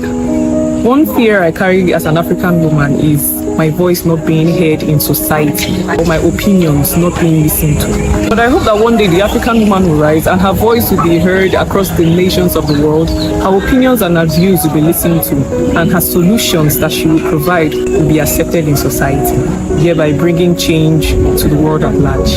You can overcome your fears. We've heard the fears of young African women from across the continent.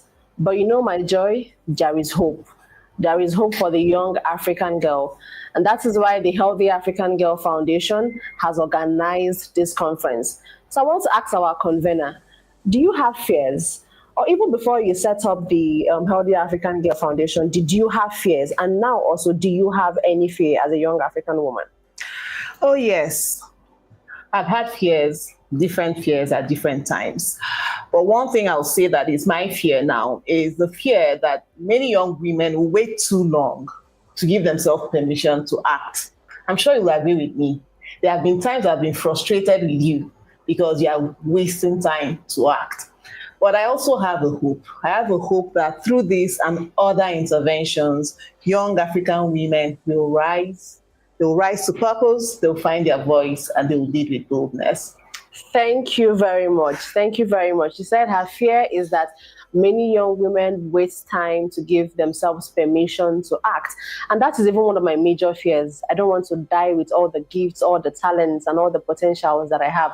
But I have hope because with this conference now, I'm going to rise up and use my voice for influence. And so to take us further into this conference, we are going to be having a session on breaking the box, embracing identity and purpose. You know, a lot of people are just timid. They are just there. They don't want to live out their true potentials. But now we are going to learn how to break that box, how to get out of that shell, how to use your voice, how to rise up and use your voice for influence. And for this session, we are going to be having a very passionate leader. Her name is Jennifer Pierce. She's a passionate servant of Christ and a dynamic leader dedicated to spreading the gospel and fostering unity among believers. She is the founder of Give Back Nigeria, a social responsibility organization that curates community service projects led by youths across Nigeria, promoting active citizenship and community involvement. As the convener of One Accord Global Ministries, she spearheads a movement focused on spreading the message of Christ, love and unity to the nations. Her unwavering commitment to her faith and her community has inspired many to pursue a deeper relationship with Christ and to serve others selflessly. She is also deeply involved in empowering young leaders and encouraging them to take up the mantle of service, reflecting Christ's love in tangible ways. Her work through Give Back Nigeria and One Accord Global Ministries continues to impact lives, transform communities, and advance the kingdom of God. And so with virtual rounds of applause, let us welcome Miss Jennifer Pierce. Thank you so much. I hope you guys can hear me. All right, I hope you guys can hear me. Anyways, good morning. I'm sending you greetings all the way from Washington, D.C. And I'm really privileged to be here. I will say privileged because there's no way that you go through a process that it doesn't build you to also uplift people that are coming after you. Dr. Chi, I appreciate you. You're doing a great job. It's good to just see the passion that you also carry. So when she said, I'm passionate, I was like, well, the woman that's convening this is even more passionate than you can even imagine. So God bless you all for being here. My ladies, I am going to be as blunt, as true, and as honest as I can be. The first way in my honesty that I came is, as you can see, I came barefaced. And it was a statement. I actually thought about it.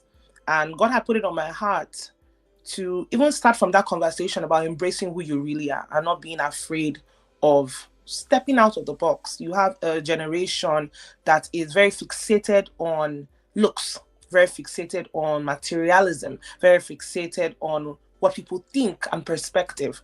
And listening to Dr. Chi and even listening to the last speaker, who actually reminds me so much of Lema Bowie from Liberia, I realized something. Women cannot be afraid to step into rooms even at a young age. And there are many perspectives that people will put on you if you don't know who you really are. So starting even from the conversation of our fears, how do we change our perception even to our hopes? The hope is that you came with something on this earth to give. There's a statement I read from a book that says, I do not come to you by chance. Everybody has something to give. Everybody has a part to play. And a major core memory that all of you must take, especially as young women, is when you know who you are, nobody can define who you are. When words go out, they form our truths, and it's left to you to live out that truth or to reject words and statements and scenarios and perceptions that have been thrown to you, purpose has to be fought for. I want to start from there. Purpose has to be fought for, and purpose is best fought from identity. Who are you and whose are you? I'm a woman of faith, so of course I have to talk about Jesus. The day my life changed was the day I understood that I am made in his image and his likeness and have come into this world for such a time as this. And ladies, you must understand that that identity creates your truth and allows you to live from a place of not only wisdom, of boldness, but allows you to step into places, platforms, communities. The first experience that I would significantly use to speak to all of you today is understanding that perhaps you are the voice that many people have waited for. And most times when you step out in boldness, it comes from a place of knowing that there's an identity with you called I can. Everybody here has an I can mentality, from Dr. Chi to the amazing Chizoba to our amazing co-host right there. Everybody has something that she believes and that stirs and creates a system for her. And when you think about the boldness that you carry, you think about the identity that fuels it. Why is it important? Because you are coming into not only a generation that people are looking over their shoulders and looking for things to define their identity. And in that cause, the boldness that you carry, the statements that you carry, the things you fight for, the things you believe in, the value system that you have is created not by the boldness of identity, but by the looking at what every other person is doing, what society says you are, what seeds people have spoken to you from. For example, some of you may have grown up hearing things like, oh, why are you like that? Perhaps there's been trauma. Perhaps you went through bullying. And statements may have flown that caused you to think a perception. I remember meeting a woman in a group therapy class that said that from her great-grandmother to her grandmother to her mother, there was a consistent statement made to her. This is why I hate you. This is why I hate you, because you don't listen. This is why I hate you, because you're stubborn. This is why I hate you, because I told you to do something and you didn't do it. And while you may think, well, it's just a typical African mother statement or narrative, what she didn't know it did to her, even at the age of 45, was it created a perception in her life that she's not good enough. Ladies, not everybody might get the opportunity to be raised or covered. Not everybody has mentors. But one thing you can do for yourself is truly understand that there's something special about you. We need every single one of you, because nobody is the same.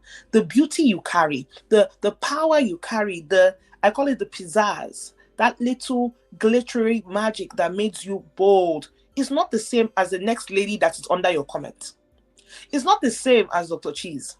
It's not the same as mine, because everybody collectively has something to give and a part to play. African women specifically, I am speaking to you at a very interesting time in our lives, or will I say even in the world. And I believe Africa's time is now. There are many African women that you may have not heard of that have done great, amazing things. I mentioned Lema Bowie. They are the likes of Obi Ezekwesili. They're the likes of Ngozi Okonjo-Iweala.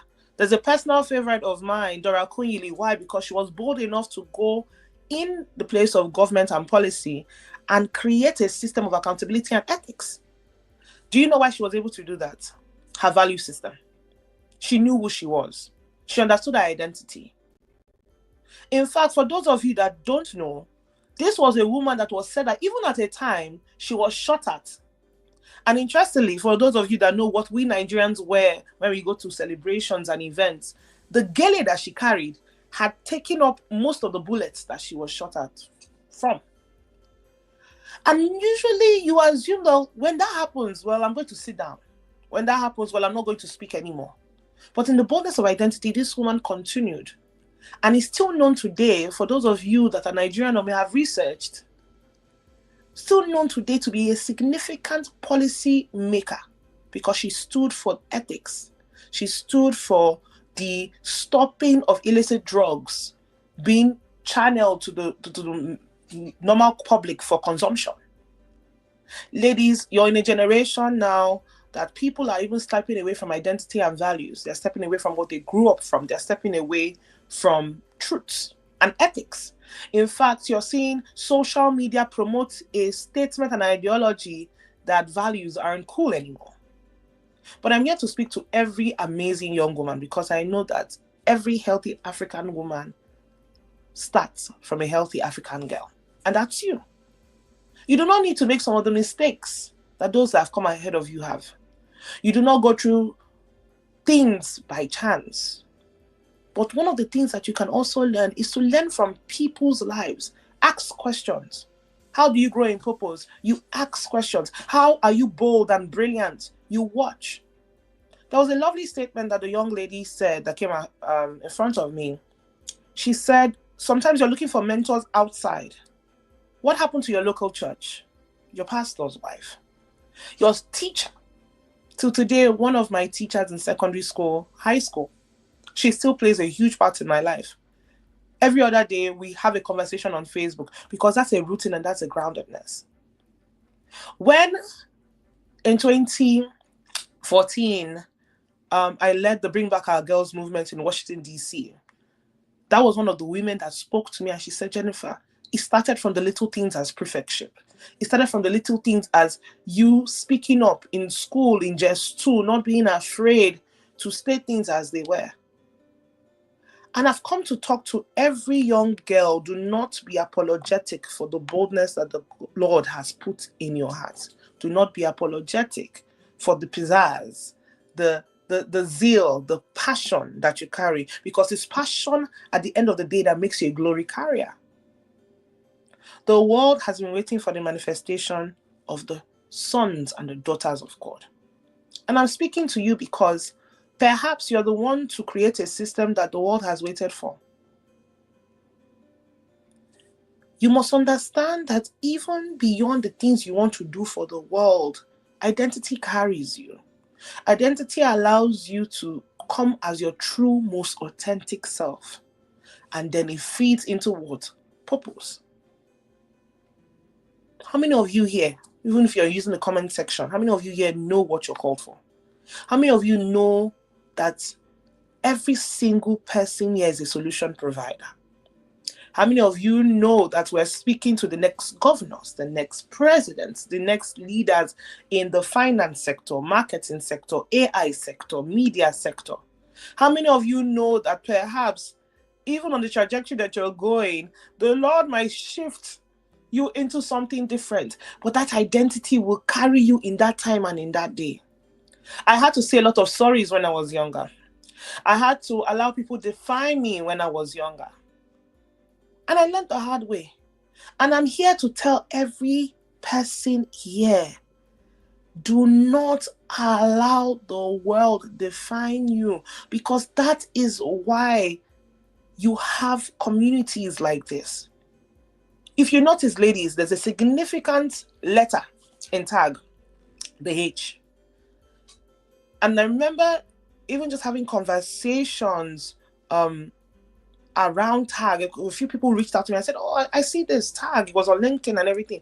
And they said, what is this about? And every time anybody asks me what is TAG about, I say TAG is about building healthy African girls because of a healthy Africa and world that is emerging. What does healthy mean? Healthy means purposeful. Healthy means fiery. Healthy means brilliant. Healthy means bold. Healthy means a woman who walks into the room and she's not intimidated by peer pressure. Healthy means a woman that knows she defines things and she doesn't answer to things. Because even in that defining and answering, you must also understand that a healthy African woman is respectful. She is not a woman of chaos and confusion. She knows controversy with civility. She knows that when she has conversations with people, she's not to flare up. There's a grace that a healthy, purposeful African girl has. And I'm speaking specifically to those maybe that have had hurt, you've had trauma, and sometimes you respond to things from a place of fight, attacks. Settle in the comfort of knowing that God has made you special. Settle in the beauty that you are different and nobody else has your story. Settle in the fact that you did not come to us in this generation by chance. Settle in the fact that a world, a system, a community, even your local village, your family depends on you for the next narrative. We speak a lot about generational curses in Africa, but let me tell you about generational blessings. Generational blessings are birthed from people that are purposeful and understand who they are and whose they are. Who does God say you are? Where does your passion lie in the big sphere of things? So many of you will have a cause to travel around the world, some for work, some for relocation, some from speaking engagements, because I know I'm speaking to future public speakers. And the best thing you can do for yourself is understand the definition of who you truly are before you even go out in the world. From some of the speakers that you'll be coming across prior and after me, you're going to hear the mentality that they carry. And it comes from identity. Because no matter what you do, if you do not carry the fullness of purpose, the speech, the conversations, what you build, what you create will come from a misconstrued point. You owe yourself your realest and most authentic self. You owe it to your generation, your realest and your most authentic self. You owe it to your country, your realest and your most authentic self. Because the reason why you find platforms like this is to fully immerse you from a young age on who the true African woman is. How many of you can even just use the comment section? I love to be active. In fact, I wish I could be seeing your lovely faces, right? But how many of you here, using the comment section, know what your purpose is? What does your next 5 years look like? What does your next 10 years look like? How many of you? All right. Now, how many of you know that on the other hand too, a consistency of a person that knows their identity and their purpose is that there's a consistent emergence. All right, let's do something interesting. Can any of you guess what my first career was? Sister Chizoba, please help me see. If anybody guesses it correct, I will send ice cream to wherever they are in the world. How many of you, looking at me speaking on community service and I'm a woman of God now, but how many of you can guess where I started from? If anybody guesses this, it will be quite amazing, and I know for sure that you're just really prophetic. And I'm asking this question even as you guys are guessing on the comment section, because one thing about life is that purpose will drive you in different directions. All right. So right now I'm in international development and I'm in ministry. Okay. Sister Chizoba, I'll give her 1 more minute. Okay. I started, ladies, as a footballer. I played college football out of secondary school. Do you know how I entered football? How I entered soccer? I entered soccer because that teacher I mentioned understood that one of the best ways to engage young girls that were angry at life was to engage them in sports. Sports actually saved my life. And shortly after playing football for a certain amount of years here in the United States, I got injured. And as the Lord will have it, from that injury, I went straight into modeling. I was scouted in a mall, a local mall. I modeled as well for a couple of years. And now the next significant thing that I went through was where my purpose was really created. And that's why I always ask everybody to embrace process. Purpose and identity is created from process, because your process in the fullness of who you are, there's nothing you go through that the Lord cannot use. There's nothing you go through that God has not already percepted, because He's omnipotent and present. He has been at your beginning and He's still waiting for you, even next year, even in 20 years. Right? Because just like Jeremiah, before he formed you, he knew you. And the beautiful thing was, even after modeling, I was called to go for a school trip. I thought the school trip was going to be normal. The morning of the school trip, something happened in America. I don't know if any of you have heard of the story of Trayvon Martin, but the young black boy was shot. He was shot because of stereotype. He was shot because he was wearing a hoodie. And this fueled me up. I was a history major at this point in school. I was modeling on the side. And I was frustrated.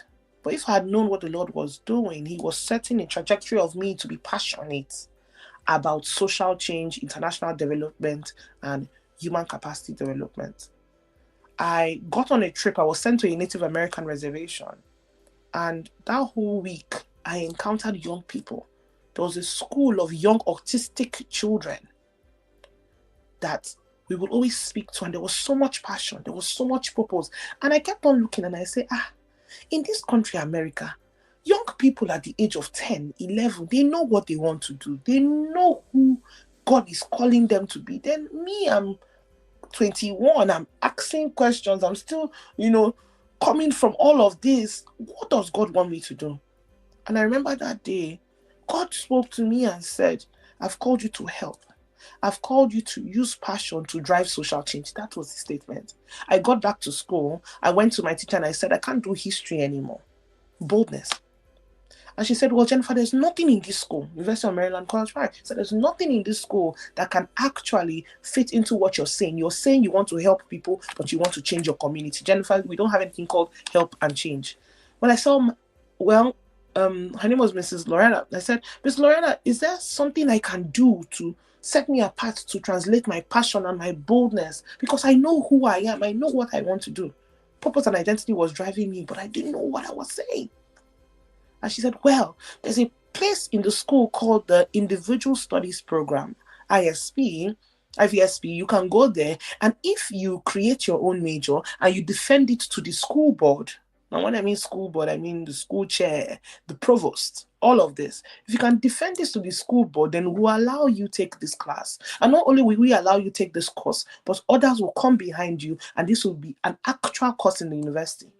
I went home, I was so defeated. I said, now I'm a typical, Nigerian girl from the South. And I said to myself, which kind of wahala is this? When do I start creating a major? Then I'll now go in front of the school. And it's very important because all of you will become mothers. But today, when I look back, I say that one of the reasons I can be a healthy African girl and a healthy African woman is because I was raised by a healthy African woman. My mother looked at me on that video call. She was back in Nigeria and she said, my dear, if life has come to you, how do you respond? She said, you can do all things through Christ, through strengthens you. And I said, Mommy, what do you? She said, you can do all things, my dear. Go and pray. Through Christ who strengthens you. My ladies, over the next 2 weeks, I sat down. I kept on going to that office every day. Still attending my classes, but creating the major.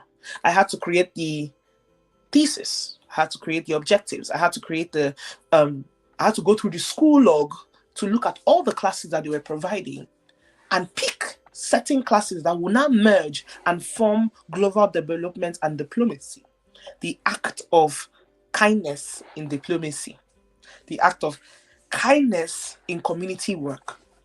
And that was when I actually heard about people like Lema Bowie. I started reading a lot, Martin Luther King. I started reading about people that were passionate, people that stood up. I remember coming across stories, even from Africa, like the Dahomey warriors. And I said, you know what, I can do this. I sent it to my school dean, and they invited me. And I'll never forget, because that was in April 27, 2012. I only had 2 more years to go. And ladies, in front of the school provost, the dean, all of the faculty, about 17 people, I stood there. And I just had a leading to speak from passion, to speak from truth, because identity and purpose is truth. Truth drives what you're called to do because you're living in the fullest form. And I told them and I said, my life changed when I went to go and give back. My life changed when I went to do community service. And I want to live a life of helping people, helping communities, and showing people that even when you do community work, kindness defines. I spoke to them about how I came across Native American girls and how when we left 3 days after, a girl committed suicide at the age of 10 because she couldn't see life and purpose beyond the reservation that she was kept in. I spoke to them about how I got injured on my 4th game and I lost a scholarship, and my purpose was shifted and thwarted because I didn't know what I was going to do. I spoke to them how I fell into an eating disorder, bulimia, and lost a bunch of weight without even knowing what I was doing because I stopped eating. I didn't have appetite because I felt like my life had ended, and I got scouted in the mall because even in the lack and even in the days that you feel are dark, God makes a way. I spoke to them about how I was tired of history, that history was a great topic, but I wanted to focus on the history in the future and not the history in the past. And when I was done, the provost looked at me, and she looked at the vice provost, and she looked at me and she said, Jennifer, as far as you can keep the passion and the purpose alive, then we trust you. 3 hours after that, I got an email to start my courses in 10 days. Ladies, 2 weeks to graduation, Bring Back Our Girls happened. I slept that night in this same house that I'm speaking to you almost 10 years ago. Or 11 years ago. And I woke up and I saw the likes of Obieze Kwesili posting from Nigeria, like what was seen in Kenya happening. And I used my social media. I had just created my NGO, Give Back Nigeria. It was called the Empowerment Project. And I used my social media because with purpose, you must use tools. Social media is a tool, ladies, for passion and purpose. And I used my social media and I started posting on Twitter. Young Nigerians in the DC area, we must stand up and we must speak. We must go to the embassy and we must speak. Where this passion was coming from, I do not know. I posted different things. If you go to Give Back Nigeria, and you scroll to the last post, you will see those posts. I kept on reposting videos of those who were in Nigeria all the way from here in Washington, D.C. And I went to bed. Ladies, when I woke up, I had followers on my Instagram, my Facebook, and my Twitter. I had news channels calling me for an interview. I had been termed young African activist. I had been termed to the likeness of people like Fela. I had been termed to the likeness of people like Lema Bowie. And my life changed in that trajectory just because of the boldness to step up and to speak. Because I'm a young girl that went to boarding school as well. So I was speaking from the mentality of this could have happened to me. This could have been me. I was able to meet in the guise of that people like Michelle Obama. I was able to speak on CNN, NBC, MSNBC, and a few others. Secondary schools here, private secondary schools here, universities, churches invited me. But my focus was on purpose because even in the days of interest and people reaching out to you about the passion that drives you, you must stay grounded. The school did something extra special for me. They realized that I couldn't take some final classes before the final exams. And that same provost that sat that day to tell me, Jennifer, remember what she told me 2 years prior. As far as your purpose and your passion can keep you, we are behind you. She granted me a waiver. And I took my final exams. My GPA was slightly affected. I remember that day and I said, God, I did these things within the last 2 weeks because of passion. I don't want to fail out of school. And I remembered God telling me, nothing is going to happen. And ladies, I cannot tell you that identity, purpose, and passion has not been formed without the relationship of God or without the relationship with the Holy Spirit, relationship with Jesus. And the school sent me an email, my ladies, asking me if I could be the school valedictorian.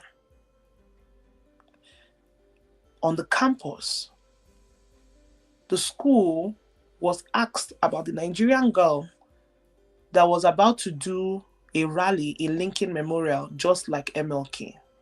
Now, for those of you that don't know, Martin Luther King led the rally of civil rights and justice in Lincoln Memorial where the monument of Abraham Lincoln, the former US president, was. And I remember seeing that newspaper and seeing my name beside MLK. Now remember, I was in classes. Remember, I was a history student. So it was in classes I would hear of him. And never will I know that there will be a day where on national newspaper, my name will be put beside such a name. But that's the power of identity and purpose. I graduated and we held the rally. The Nigerian government reached out to me. I was able to speak to our ambassador. And when I was given the opportunity, I made a statement and I said, nobody is young to be able to lose their life and their future. And that was what drove me to stand up for those girls. Now, while that story still remains at the back of our heads and still remains a significant part of Nigeria's interest and entry into activism in the fullness, I was able to have an opportunity to see what it means like to create social change. There's a very popular saying that I want a lot of you to keep at heart, and it's by a woman that I respect so much called Margaret Mead. It says, never doubt that a group of concerned citizens can change the world. Comma. Indeed, it is the only thing that has. Now, why have I told you guys about this story?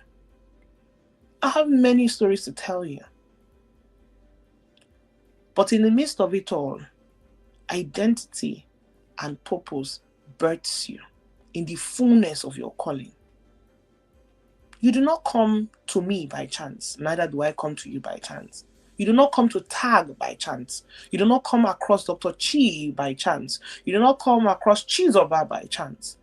You're coming at this time, at this hour, because God knows that there's a woman that's about to be better, that she's going to shake the realms of Africa. Her voice is going to be seen across the world. She is going to be in mathematics. She's going to be in media. She's going to be in fintech. She's going to be in AI. She's going to be the next best actress. She's going to be the next female president. She's going to be the next governor. She's going to be the next local government chairman.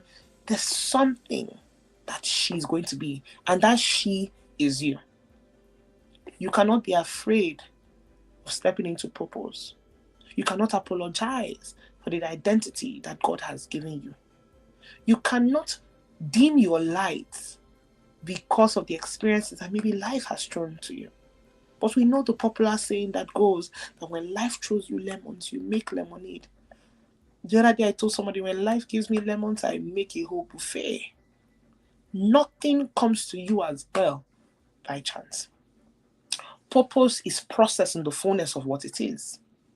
Identity roots you. Identity defines you. Identity creates your value system.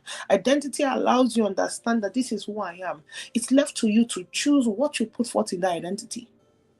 So ladies, I'm asking you, where's the integrity? Where's the boldness?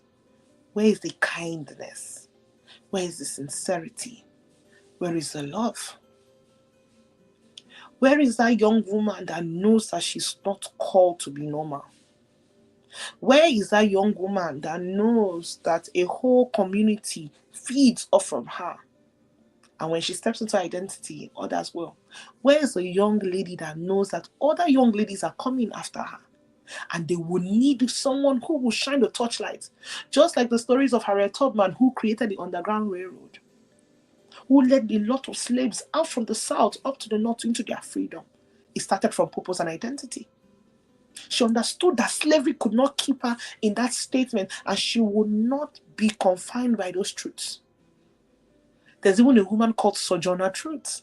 Sojourner means a person who journeys, and truth means truth. Sojourner Truth was the only black woman when in the American system there was about to be what they called the woman suffragist system, where women were going to be called to vote. She was the only black woman. And even though she faced racism till today, she's still in the history books. Where are the Kunaminas? Where are those who are bold to lead even in the midst of men? Where are they? I'm asking all of you, where are you? In the whole swell of things, what are we going to say about you in 10 years?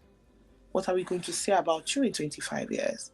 What are we going to say about you when you step into the fullness of that purpose that the Lord has kept for you?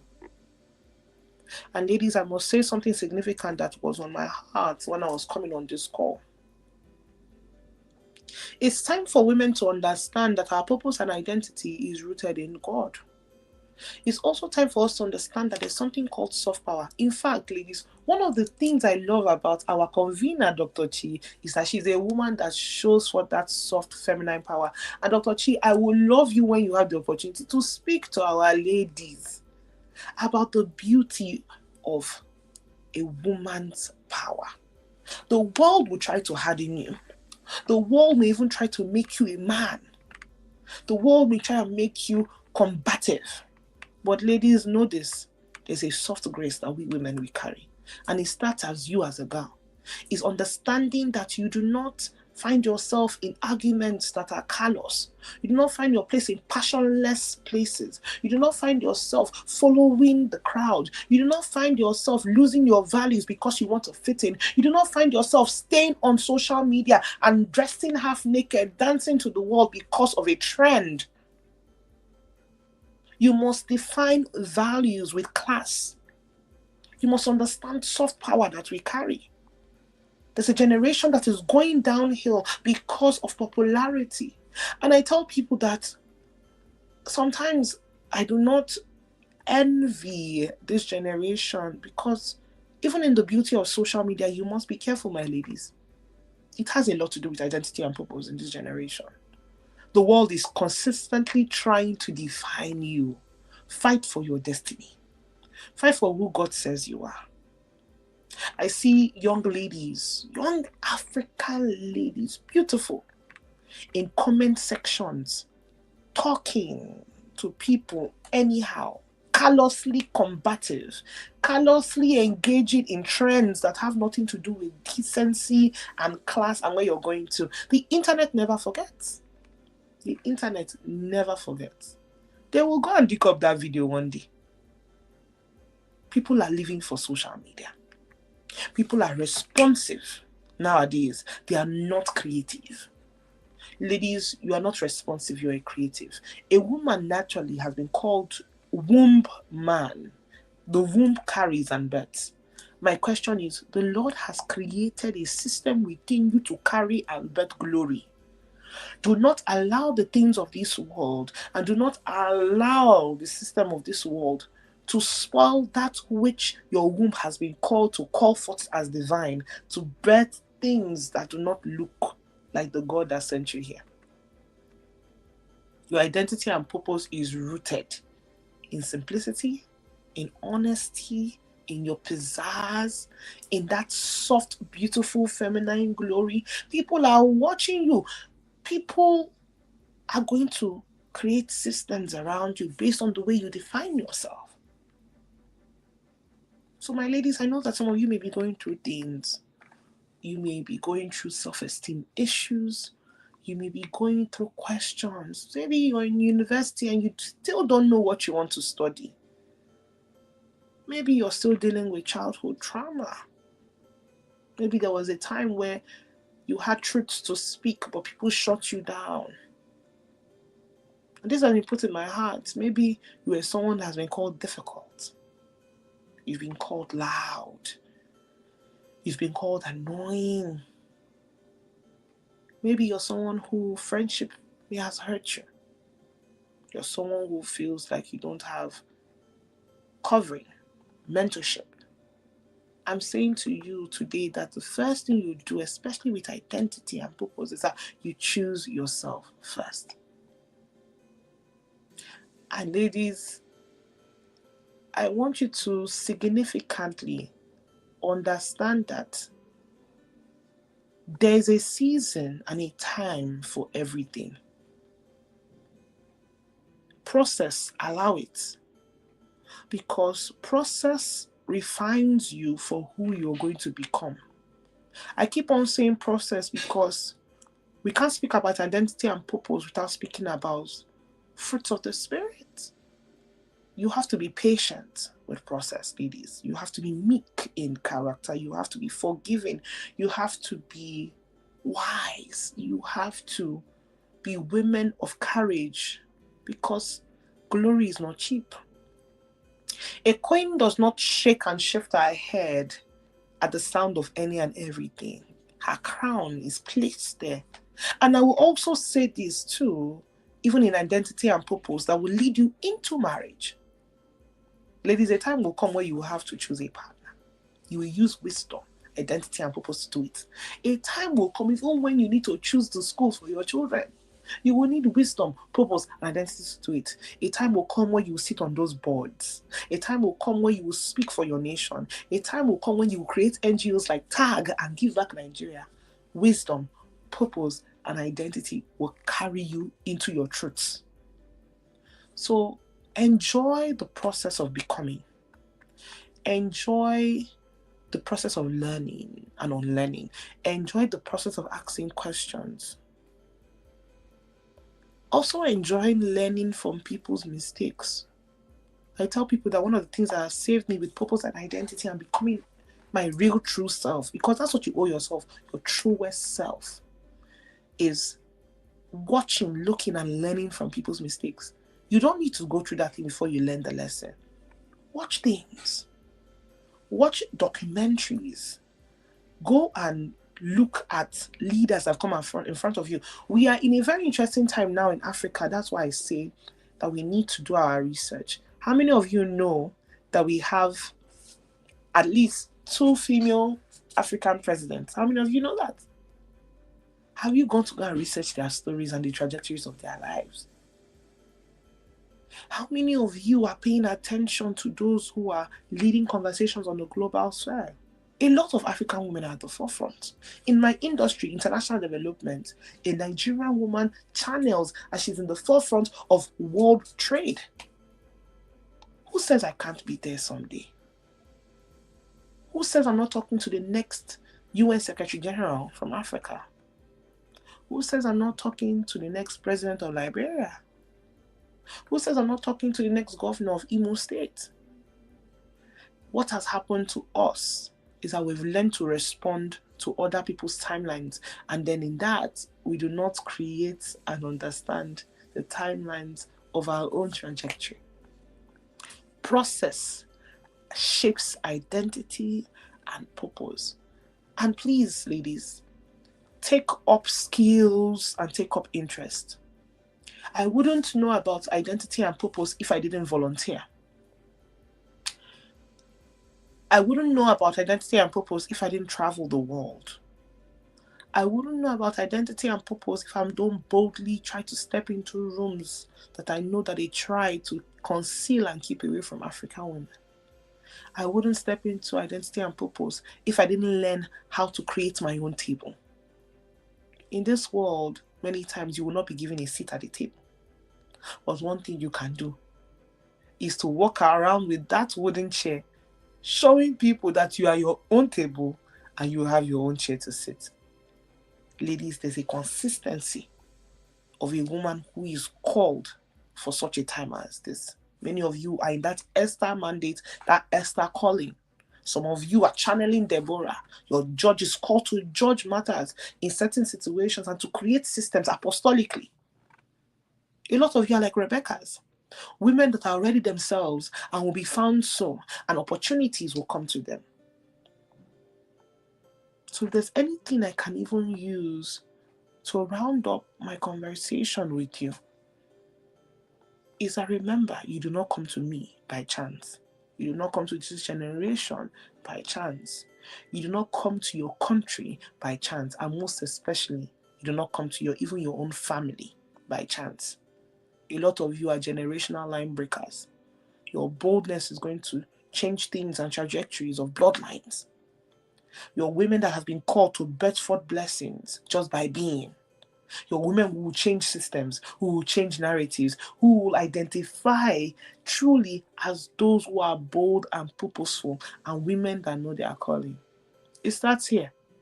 It starts in conversations like this. So I must first give all of you a round of applause for taking the initiative to know that you must first be a healthy African girl before you are an impactful African woman. God bless you guys. I hope that you are encouraged, and I can't wait to hear about your own story. God bless you. Chizoba, over to you Thank you so much, Dr. Chi. I appreciate Thank you. Thank you so much, Miss Jennifer, for that powerful, inspiring session. That was really, really, really powerful. Quite a number of things stood out for me. The major thing is that the world is waiting for my manifestation. And of course, I can't keep playing small. We have a couple of questions for you before we round up this session. So I will just read out some of the questions that we have. So one question from Facebook says, I know my purpose, but I don't know how to go about it. So please, Miss Jennifer, can you help us tell this person how to go about her purpose? Thank you. Thank you so much. So one of the things that helps you go for purpose is to volunteer. I think I just mentioned it right briefly. Ask questions, volunteer. Jennifer, please, did you hear my question? Yes, I did. Can you hear me? Oh, yes, I can hear you now. Alrighty. So I said that one of the things that help me when it comes to purpose is I ask questions, volunteer. You can also seek mentorship. And also with purpose, where does your passion lie? When you look at your passion, there's at least 5 things that will come up. One of the passions I had was giving back, was kindness, was love. But I didn't know that it translated into the NGO sector. I didn't know that it translated into international development. So I will say that look at even your passion, where it lies. Because they say that the truest form of a man is what drives their heart. So your heart, actually, the way God created us, it drives you towards that which your inner calling is. Some of you might be passionate about graphics, drawing. There's something there for you, either media. I remember having a friend that she was so passionate about taking pictures and writing things on them and creating a concept around it. Now she's actually very strong in the advertising agency. It starts with those little hobbies. So what are your hobbies? What are your passions? Ask questions. Volunteer. Volunteering in organizations, even for the ladies. I don't know if any of you here have done ushering. Usher in a conference. Go when you hear there's a panel on something, go. You've come to tag. And I know that even those of you that have experienced today and experienced tomorrow, they too will find passion, because hearing is believing and hearing is also seeing. So I hope that helps.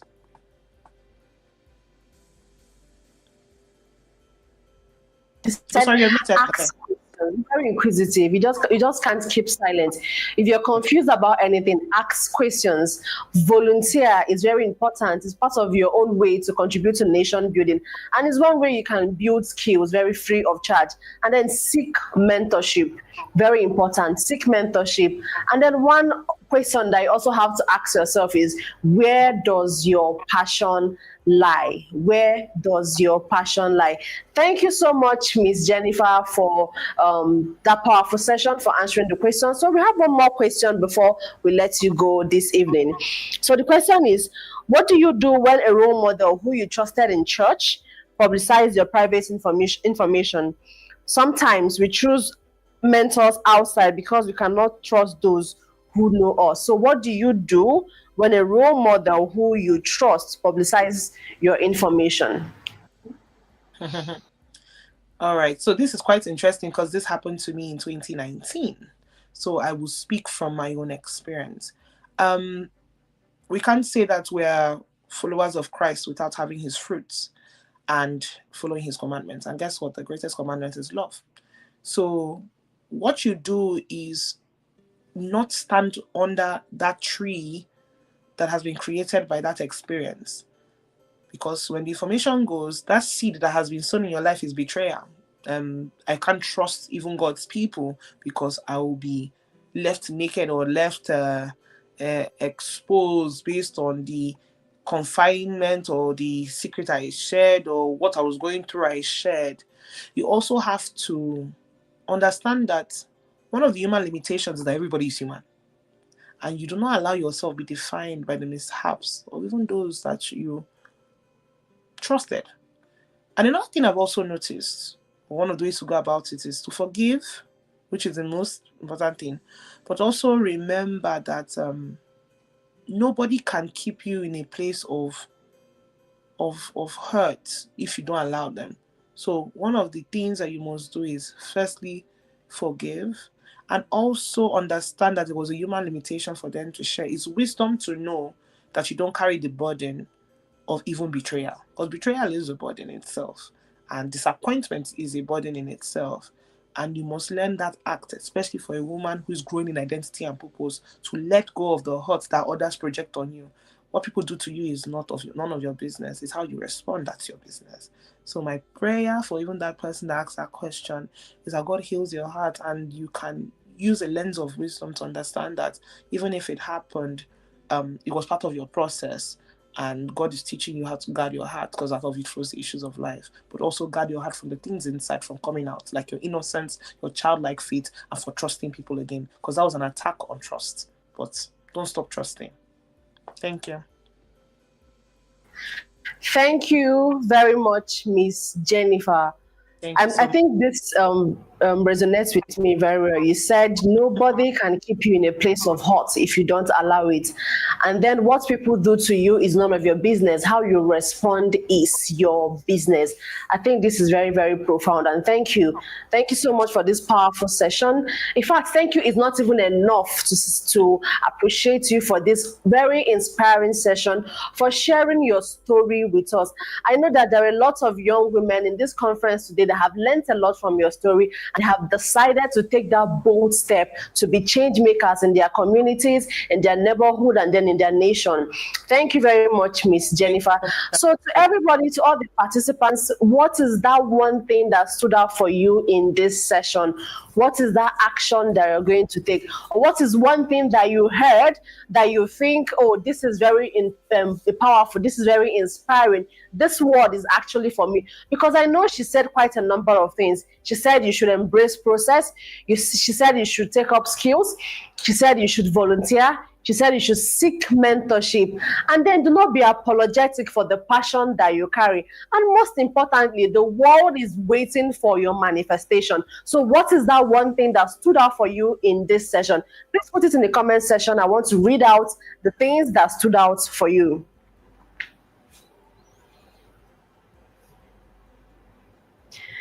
So Ediok said, I will not be afraid. I will ask questions. Esther said, you can't be afraid of stepping into purpose. So this is the thing that stood out for her.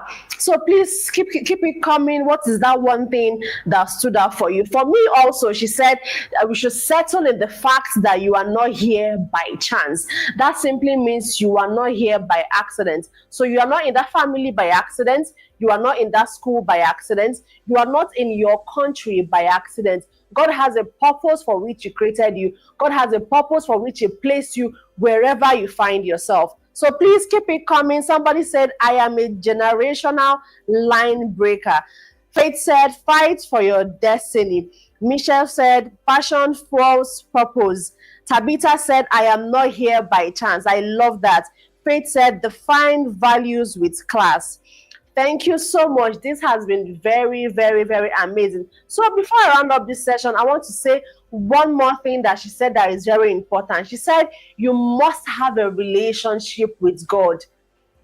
That is non-negotiable. You must have a relationship with God. Your purpose and identity has to be rooted in God.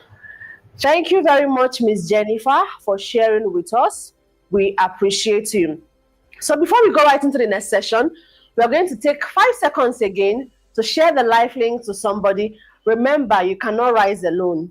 You have to rise with other African women in your community, in your village, in your country. So put it up on your WhatsApp story, on your Instagram story, on X, on LinkedIn, and do well to tag the Healthy African Girl Foundation. So the next session is on leading without a title. I know quite a number of people just wait till when they are appointed before they step out and lead. Quite a number of people want to be called this or that, executive director, or you just want a title attached to your name before you can lead. But for this session, we are going to show you how to lead without a title. And most interesting is that the person going to take this session is someone that has led over the years without any title. She didn't wait for somebody to give her a title before stepping out to make change. She didn't wait for somebody to give her a title before becoming a change maker. She didn't wait for a particular title before using her voice for positive influence. And so our next speaker is Miss Magdalene Udara Carlo. Magdalene Udara is a transformational faith and personal growth mentor, speaker, and the founder of Courageous Me Foundation. The Courageous Me Foundation is a dynamic Christian community empowering women to rise strong spiritually, emotionally, and financially. She is also the visionary behind Courageous Me Foundation, an NGO focused on advocacy and strategic partnerships to provide quality healthcare, education, and lifelong support skills for women and children in underserved communities. With nearly a decade of impact through outreach, mentoring, and spiritual development, Magdalene is passionate about raising a new generation of women who are whole, wise, and fearless, grounded in faith and equipped for influence. Her message blends biblical truth with personal development to inspire deep transformation. As a wife, mother, and multi-passionate leader, she embodies grace, strength, and purpose. Magdalene's mission is clear: to see African women rise boldly in their God-given identity and become agents of light and change across their communities and beyond. And so with virtual rounds of applause, and if you can, with a standing ovation, can you please join me as we welcome Miss Magdalene Udara Carlo. Thank you. Hi, hello everyone. I'm giving all of us virtual hugs, virtual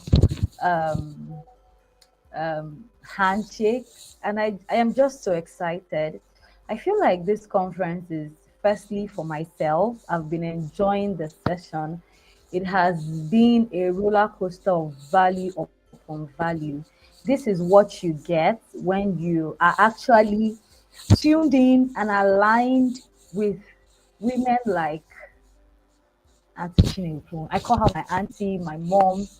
She has been an exceptional example of a woman that has led without a title. Like, this topic literally encapsulates her life.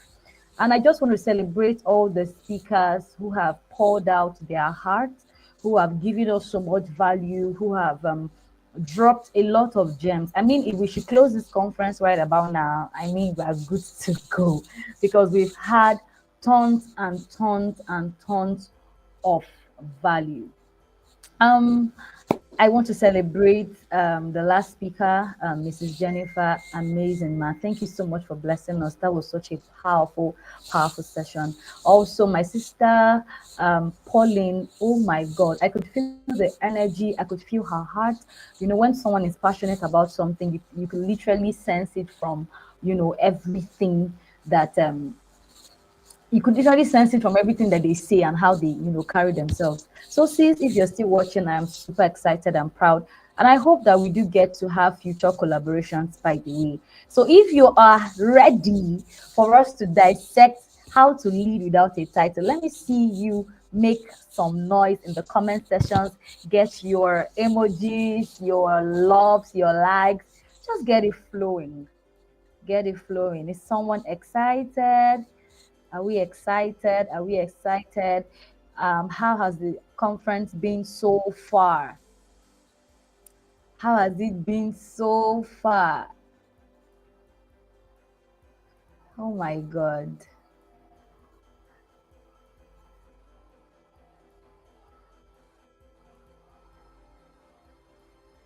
Yeah, so I'm about to just really upload my slide and hopefully we'll take it up from there. Yeah, I love the energy. I love the energy. Let's just keep it up. And if you've not invited anyone right about now, please do so. Please do so. Please do so. Wow. I love. I don't know who is on fire the more, whether it's YouTube or Facebook. Our slides are coming up. Great.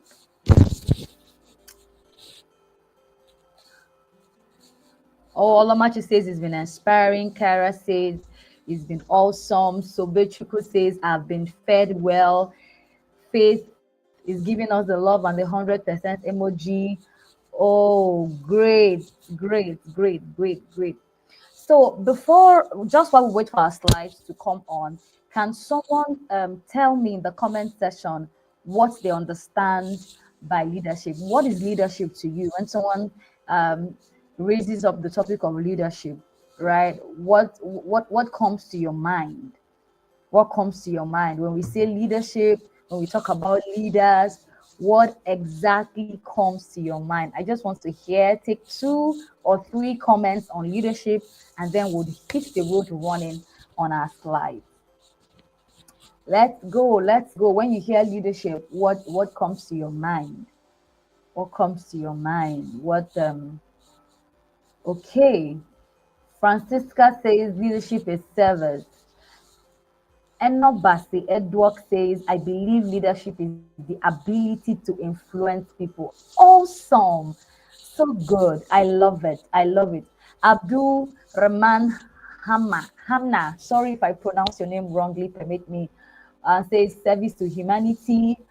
Meyene says leadership is setting the pace for others to follow. Faith says serving with purpose. When I hear leadership, a life of service comes to my mind. Awesome. So Bechuku says leadership is guidance, protection, and acting as a role model to other people. Amazing. Tabitha says, I believe that leadership is the ability to offer a service and make an impact. Awesome. Offer a service and make. Zara says ability to guide, influence, and motivate individuals. Oh, that is so beautiful. Influence, motivation, so beautiful. Let's keep it coming. I love the energy. Let's just keep it coming. Right. Wura Ola. Sorry if I can't pronounce your name completely. I mean, it's a lot of African names in here. To me, it's a role that encapsulates selflessness and a system that renders an impact. Awesome. Augusta says leadership is being important.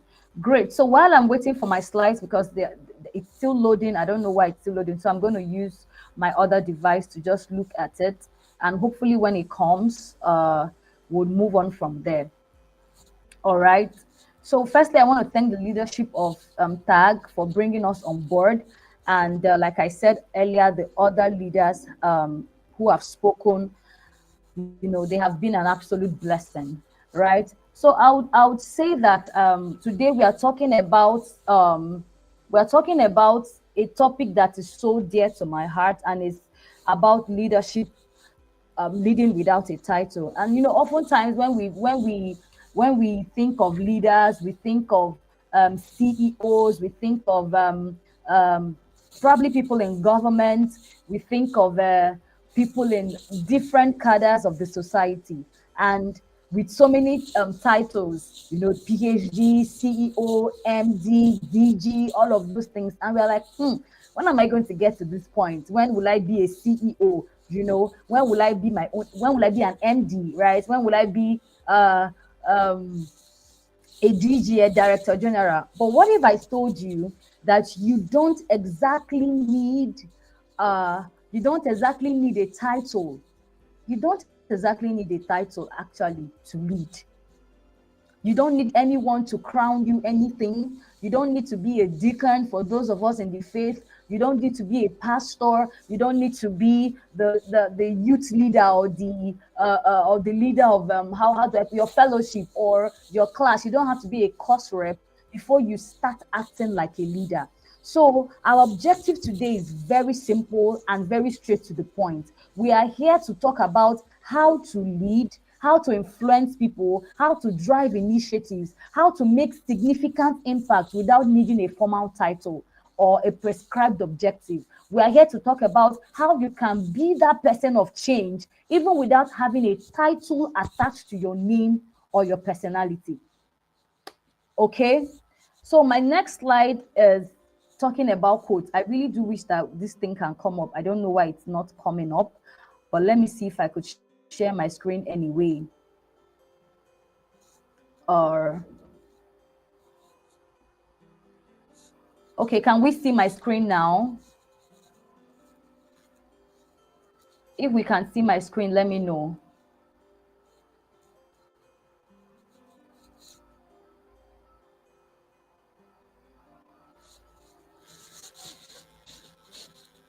Can my screen be seen? I just need to know my screen can be seen.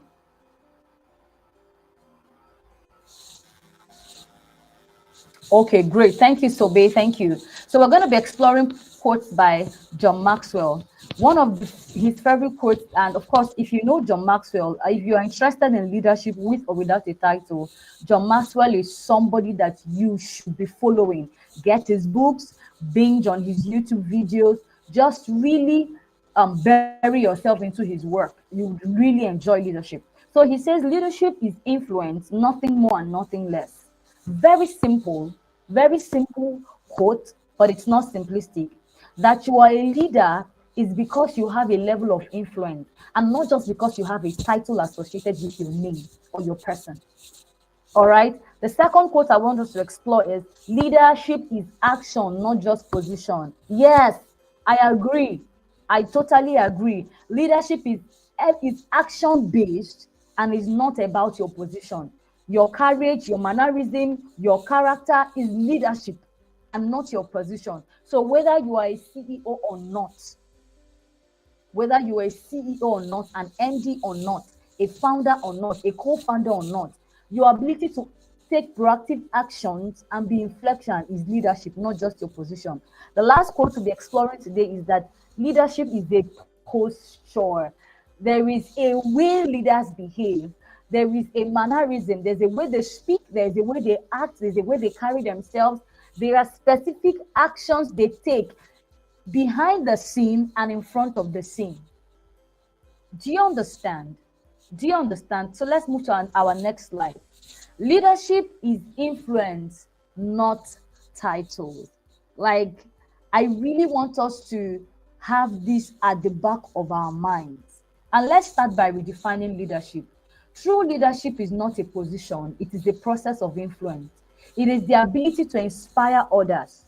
That when people look at you, when people see you, when people hear you speak, they are inspired. Something is stirred up in there. Just like when I was listening to my dear sister Pauline, I was just looking at her, I'm like, gosh, this lady vibrates with so much energy. She knows what she's talking about. She knows what she's saying. And she has inspired a lot of us today to make proactive actions and take proactive steps towards our goals, our dreams, and our vision. So true leadership is the ability for you to guide others towards collective goals, regardless of your official standing, regardless of your age, your color, your race. Leadership is not by your nationality. It's not even by, feminists will say that it's not even by how intelligent you are. It is the ability to guide people towards a shared vision and to empower them to achieve collective goals. Now think about it. Some of us have friends, or we have that one colleague who always knows how to take proactive actions. Instead of waiting for someone to come over and clean the office or clean up their decks, when they come to work, they don't mind sweeping their area. They don't mind sweeping the office. They don't mind tidying the office. We also have that one colleague in the office that we know can never lie, can never cover up, no matter how much you bribe the person with. They could never cover up for you. We also see that colleague who is prone to who is always proactive in taking, they always go ahead to take up leadership roles, even when they are not being asked. And some of us call them busybodies, but they are not actually. They are actually taking up the role of leadership.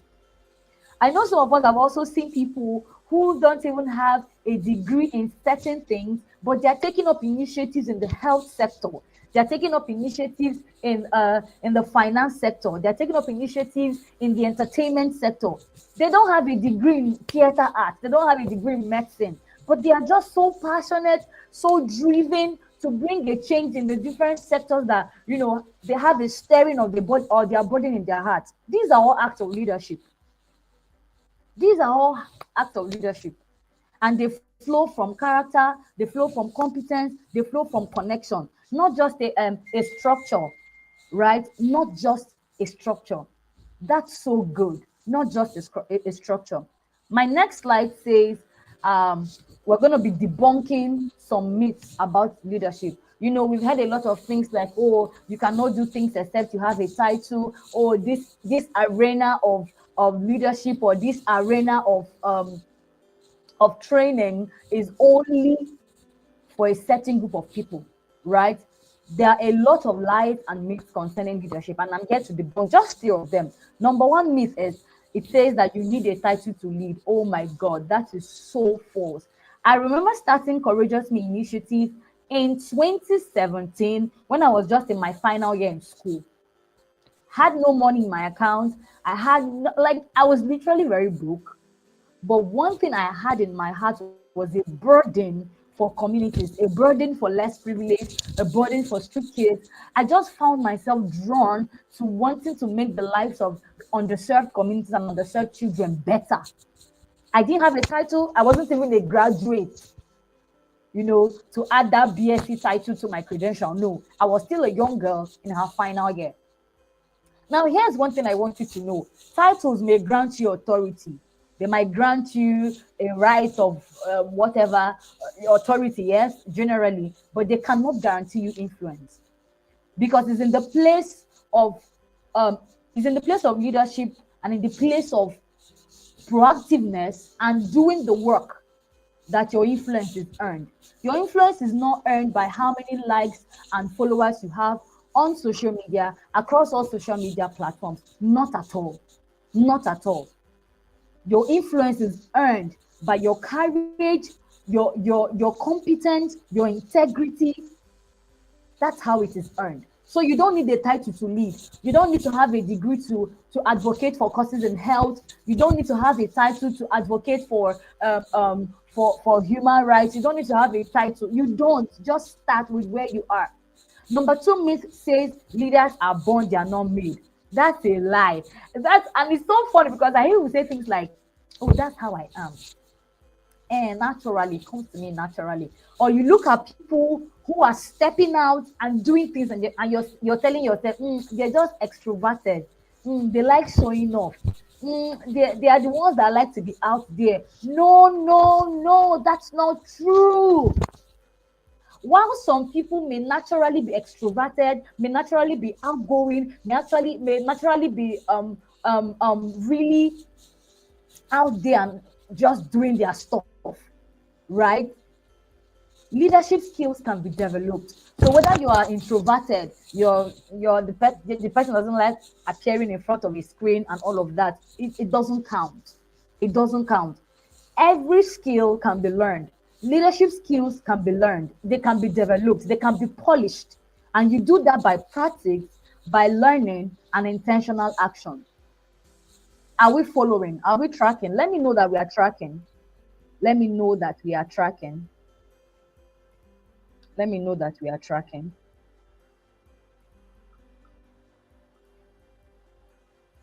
So myth number 3 says leadership means being in charge of people. That's not true. Leadership is not entirely about being in charge of people, right? Leadership is about leading a project, leading by example, or even leading yourself to achieve your potential. How many of you know that taking up your what they call it, taking up yourself as a project is also called leadership? Investing in yourself, prioritizing your intelligence, working on your character, working on your dress sense, polishing your brain, your IQ, your EQ as well, is leadership. So you don't have to be in charge. People don't have to know you, right? I'm hearing that my slides are not showing. So let me see if I can. Okay. Let me see if I can do this again. Right. So while I'm trying to sort that out, let's just keep managing the fact that I'm going to use the other sharing of screen. Let's just manage.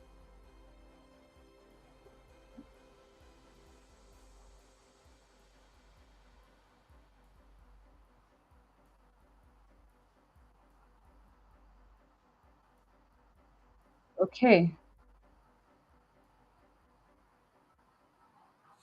All right. So let's just keep it going and trust that we can actually um fix the slideshow thing.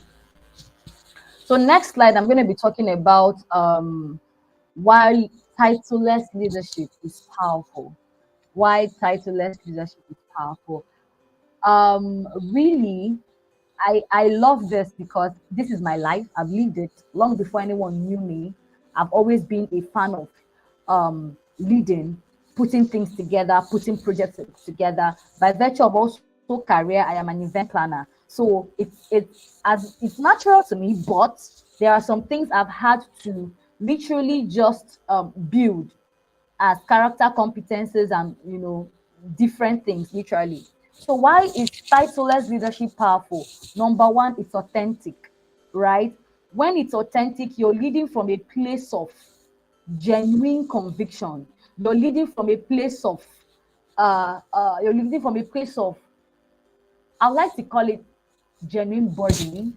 Your heart is genuinely stirred. Nobody is forcing you, right? You are not forced. You're not pushed. It's coming from within. So even without a title, whether you're being called Ma or Sir or ED or CEO, whatever title there is, whether you're called that or not, it does not matter, because you're taking up leadership roles out of conviction. You're already acting like a leader, even when men have not given you that title, right? People follow you for who you are and not what you're called. Not what you're called. Number two, why is titleless leadership powerful? It is accessible. Whether you're a student, you're a single mom, you're married, you're a fresh graduate, or you're a father, you're a mother, whatever you represent as a person, you can lead from where you are. You can lead from where you are. In your school, in your hostel, in your family, wherever you find yourself, you can lead. You can take up the shoes and the cape of a leader. Number three, why is titleless leadership powerful? It is unstoppable. See, it can't be stripped from you. Your influence cannot be stripped from you, especially when it's rooted in value. When it's rooted in values like time management, integrity, politeness, honor. Oh my God, you cannot be stopped. You can't stop a woman who is honorable. You can't stop a woman who has so much value. No, you can't stop that kind of person. So whether you give the person a leadership title or not, they don't care. They do not honestly care. Now we're going to be looking at the pillars of influence. How exactly do I lead without a title? Right? How exactly do I lead without a title? How do I lead?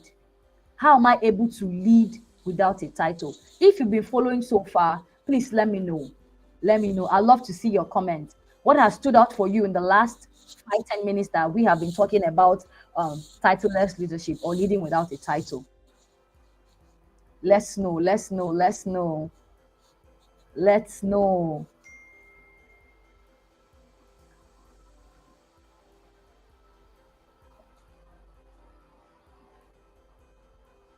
Let's know. Let me hear us. I really love to hear us.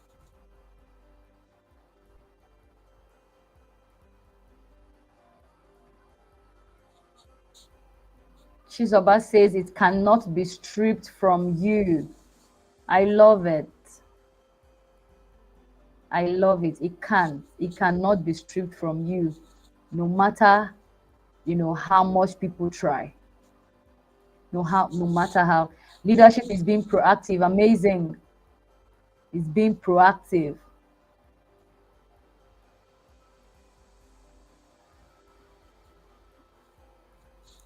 A person of value is unstoppable. I like it. Very unstoppable. Very unstoppable. Very unstoppable. I love the energy that I'm getting. I hope we are writing down these things and we are not just, we are really, really writing them. We are really writing them. All right. Let's go. Let's go. So how do I lead without a title, right? Number one, character and integrity. I don't know how to explain this and it will really sink because I really want it to sink, right? So if it's not about titles, right, what is it about? Number one, character and integrity. This is the bedrock of all influence, right? People will never follow you. People would never pay attention to you. People would never want to listen to you if you don't have character and integrity. So how can I become a person of character and integrity? Number one, you're authentic. Who you are in private is who you are in public. Number two, you're consistent. You have a consistent language. You have a consistent showing.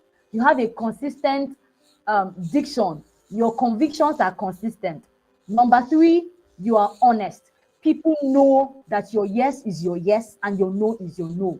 Number four, you are reliable. You follow through commitments. When you say you will do a thing, you will do that thing. See, character is the bedrock. Once you're able to get your character and your integrity on ground, that's such a good foundation. You will naturally attract people and you will earn their respect and influence. My next slide. The second pillar is competence and excellence. See, being a person of competence and excellence would set you apart from millions of people. Would really, really set you apart. So how do I build competence and excellence? Number one, master your craft. If you're advocating for education, you need to have known the state of education in your state, the laws, the policies. Get into rooms where we are having conversations about education. You cannot just say you want to advocate for education or advocate for health when you don't have any knowledge of what's happening in the health sector, whether in your state or nationally. Number two pillar for building competence and excellence is continuous learning. Never stop learning. There's so much information being churned out every day. So many things are coming up. AI is just filling up the internet space here and there. Make sure that you're continually learning. Number three, deliver value. Oh my God. People would always remember the value they got from you more often than they will remember your name. Ask yourself, am I a person of value? When I show up in meetings or conversations, can people resonate with every word that comes out of my lips? Consistently make it a habit to produce high quality work. Don't do things shabbily. You're asked to make a presentation and I took my time to make this, if you look at it very well. Really took my time to make this. When you demonstrate competence, others will naturally look up to you for guidance. Like it's an unspoken rule. It's really an unspoken rule. The third pillar is proactivity and initiative. Don't be that person who they always have to tell what to do. No. Don't be that person. Don't wait for permission to do things. When you see a need, you step in and you fill it. The other thing I need you to know about proactivity, which is the second thing, is be a problem solver, not just a problem identifier. Some of us are good at just identifying the problem. Oh, they did not do this thing this way. Oh, this thing was not done. No. Whenever you face a problem, think solutions. That's the only way you can stay top of mind on people. Think solutions. Be solution oriented. Don't just be someone who is problem oriented. Take ownership. Take ownership. If it's not your job and you see something that needs to be done, step up and do it. I remember times when I would host outreaches and our registration desk is lacking in numbers. I'm not telling them, oh, hurry up, we need to register a lot of people from the community, hurry up. No, I grab a seat, I sit down there, and I join them to do the work. Take ownership. Take ownership of things. If things are left in your care, don't handle them as though they were not. No, handle it as though you bought it with your own money. I see people mishandle office things. You're giving laptops to maintain, and you just treat it like trash. Take ownership. The last thing I would talk about in proactivity and initiative is be a self-starter. Don't be told what to do. Don't wait till they tell you sweep the floor or mop the kitchen. Wherever you find yourself, be a self-starter. Don't be told what to do. The fourth pillar is communication and connection, right? Your influence is built on relationships. Don't be that person that we cannot know your stand. You can't communicate effectively. You don't listen. You don't want to understand people's perspectives. Communication is a two-way thing. You speak and the other person speaks. And one of the ways to be a true leader as regards to communication is active listening. Be patient to hear people before you speak. Practice listening to people more than you speak to them, right? Communicate clearly and be very persuasive with your communication. If you really, really, really, really want people to look up to you as a leader, make sure that your words are clear and concise. And if you've not gotten it right with communication, please take communication courses. Improve your communication. Some of us have a very good message, we have good initiatives, we have brilliant ideas, but we have communication issues, right?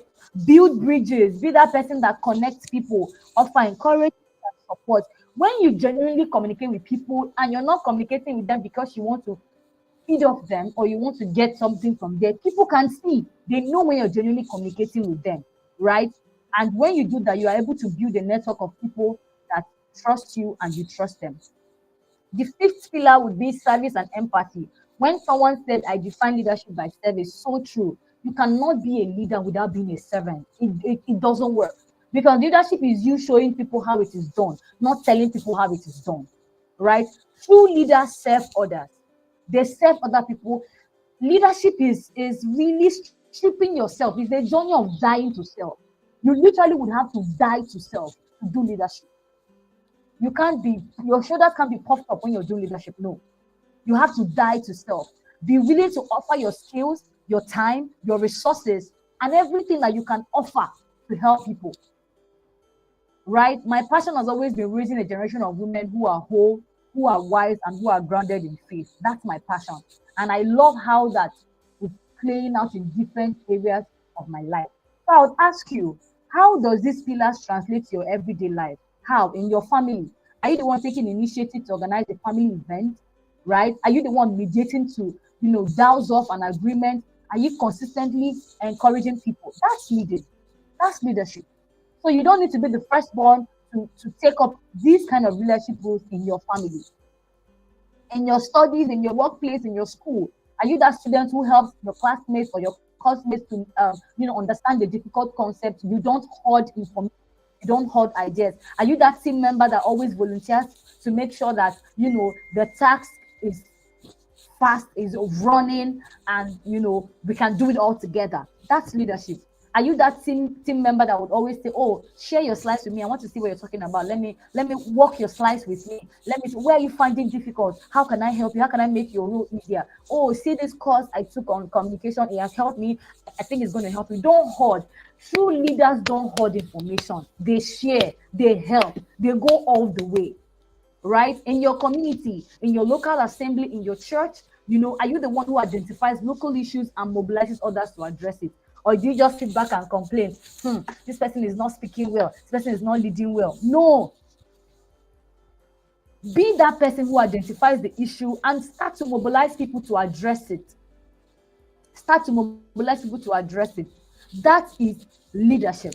That is leadership. So with these few points of mine, I hope I've been able to really just move our hearts to show us how that we can lead without titles. So here's my call today for you, right? Identify one area in your life, be it your family, your school, your community, or even your personal project, right? Something you're starting, and where you can intentionally apply one of these 5 pillars of influence this week, not next week, this week. this weekend, if possible. Take initiative. Don't wait for anyone's permission. Be consistent, right? Be very, very, very consistent. Remember that you're powerful, you're purposed, you're destined to rise. Embrace your God-given identity, your talent, and your calling. Cultivate those pillars of influence and become an agent of light, right? Remember, your community needs you, your nation needs you, your state needs you, and above all, Africa needs you. Thank you so much. I hope this has been a blessing, and I will just stand by for now and wait for our questions. Thank you. Thank you very much, Ms. Magdalene Udaga Kalu. Thank you for this powerful session. Thank you for reminding us once again that leadership doesn't wait for permission, that you can lead without a title. So to our participants, if you have any questions, please put it in the comment section and I will ask our facilitator to take the questions. But before you ask your question, I have a question for you, Ms. Magdalene. I know very well that you started Courageous Me Foundation when you were still a student. Did you at any point doubt what you were doing? Did you have doubts? Did you think, oh, you were doing too much? Because, I mean, just a very young girl trying to start up a foundation. So can you share with us maybe your struggles when you started the foundation? Thank you. Okay, firstly, what I would say is that doubts. Hey God. I think that sometimes we try to mask these things and just say, oh, motivational speakers have helped us to really think that that when we talk about these visions that we don't have doubt. A lot. I went through a lot. First of all, I didn't have shishi. I didn't have the money. I didn't have the qualification. I didn't even know that what I was doing was an NGO. Like it was that serious, right? And even as we started growing, one thing I've also learned is that you have to sincerely be focused and have your why in front of you. Because we just turned 8 this year, and I am currently on a restructuring process. The same vision, the same goal, but we are trying to review our execution processes, and we're trying to put a firmer structure to what we have so that we can continually begin to appeal to global audience and attract grants, by the way. So if it's for doubt, get ready. You're going to wear it like a cloak, right? And one of the ways I also conquered doubt is that I had accountability partners. I had proper mentorship, and I was willing to always learn. Never be too big to learn. I was willing to always learn. I hope I've answered the question. I hope I did. Thank you very much, Ms. Magdalene, for that. Thank you so much, because I'm always inspired by your story. So let me check if we have any questions in the comments. There are questions in the comments so that we can take the question. But while we wait for that, she mentioned quite a number of things during her session. She gave quite a number of key things. So just put in the comment section what your key takeaways are. For me, I'm taking away a lot of things from this session, and I'll just be sharing with you while I wait for your comments. So she said that leadership is influence, it is action, it is not position. You don't have to wait to be a CEO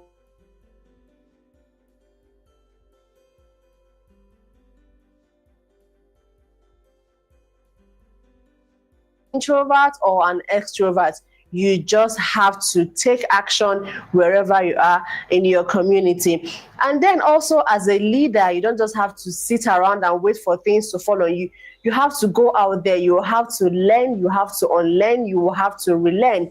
You have to always be learning. You have to build your IQ as a leader. So let me just read out some of the things that some people have said. So be a solution finder, not a problem finder. And that is very, very important. Don't go about talking about all the problems without proffering any kind of solution. So instead of talking about the problems, when you see a problem, profile solutions, talk about the solutions, talk about what people can do to make those things better. And then Saratu said, people follow you for who you are and what you are called. Exactly. People follow you for who you are and not just necessarily because of your title. Tabitha said, titleless leadership is out of conviction, not obligation. Not obligation, not because you are made a class rep, not because you are made you are given a particular title in your town. No, it is out of your own conviction. You've seen things around you that you want to change, so you need to step up into that position of leadership. So I want to say a very big thank you to you, Miss Magdalene Udaga Kalu, for this very powerful and inspiring session, and for also sharing your story with us. We thank you and do enjoy the rest of your day. So before we wrap up this conference today, I want to ask you, Dr. Chinekwore, so when you were starting up TAG Foundation, I always make reference to TAG Foundation, you know, did you at any point think that you were doing too much? Because at the time you didn't have any kind of title. I'm sure you started the foundation before you even went to register. So did you at any point think, oh, I'm doing too much? Well, like I said, we all have those thoughts of doubt creeping from time to time. And that is why one of my mantras is that we should always learn to do it afraid. Do it afraid. I've had those hesitations. Sometimes I want to kick off a program and I'm a bit hesitant about letting people know about the program. But some of the things that have helped me is to go back to my why. And I think that that is one thing that we must take home today. What is your why? What is your motive? What drives your action? Why do you want to do the thing that you want to do? And when I remind myself that there is a young girl somewhere who will benefit from what I'm about to do and how my inaction will affect her negatively, it spurs me to keep on moving. So yes, there are those times of doubt. But as I said, once you are clear on your why, it will keep you pushing even when you don't feel like it. Thank you very much. That was amazing. You have to be very clear on your why, because when you know your why, no matter what people say, you will just keep moving, you will keep pushing, you will keep doing the work that you have been called to do. So just before we wrap up today's session, I want to ask you again. So far we've had quite amazing sessions from amazing speakers. So can you share with us, because I know the participants have been sharing all along. So now we want to hear from you. Can you share with us what your major takeaways are from the different sessions that we've had today? Thank you so much. One thing that has come out quite clearly and strongly to me is that this conference and what all the speakers have been saying embodies the heart behind the Healthy African Girl Foundation. I've heard a lot of statements that reflect what we believe in as the Healthy African Girl Foundation. For example, what the last speaker said, let me start from the last speaker. She talked about titleless leadership being about conviction. When we look at what we do in our foundation, sometimes we might not be acknowledged. Sometimes we might not even have funding, but it is because of the conviction that we have that every young woman needs to rise. And that is why we keep pushing, even when it looks like the odds are against us. Then going back to the session on bringing our identity and purpose, that really resonates, because I feel that that is the anchor of everything that one does. Because like they say, if purpose is not known, abuse is inevitable. And I see a lot of young women who do not know the soft power they carry, if I might borrow Jennifer's words, the soft power they carry. And that is why sometimes they sell themselves cheap. But by the time they understand who they are very clear on their identity and they have clarity on their purpose, they will not be selling themselves cheap. And then we had the session where we learned from a young change maker, Pauline. So she has told us some practical steps, and I want to encourage everyone on this call to make a decision to start taking steps, because a lot of nuggets have been given. She shared about mentorship. She shared about volunteering. She shared about not negotiating one's core values. For me, this embodies the heart of the Healthy African Girl Foundation. And I'll wrap up with our keynote speaker, the lady that said today, Dr. Adanna. Thank you so much. You know, she talks about what influence is all about. And when we say that the theme of this conference is becoming a voice of influence, you understand clearly that it's not about how many people know you. You know, when we talk about influencers on social media, it's more about the numbers, but it's not so much about the number of people that know you, but the power you have to get people to become all that God has made them to be. So it's been quite insightful. I'm so excited. And I hope that someone on this call is going to leave pumped and ready to take action. Thank you so much, Dr. Chineke. Thank you so much for sharing. And for me also, I have learned quite a lot of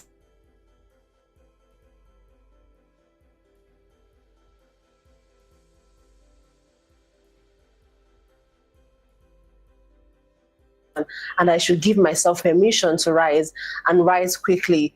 So just before we call Dr. Chineke again to give her closing remarks and officially close us for today, I want to tell us that tomorrow will start at 12 p.m., not 3 p.m. 12 p.m., not 3 p.m. And then you can join on YouTube, you can join on Facebook.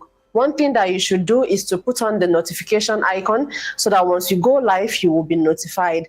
And please, please share with people around you. Share with your colleagues, share with your classmates. They can still register so that they will be able to join tomorrow. And tomorrow, please ensure, make it a priority to attend, because we're going to have very powerful sessions like building your identity, sessions like how to collaborate, sessions like how to access and utilize global opportunities.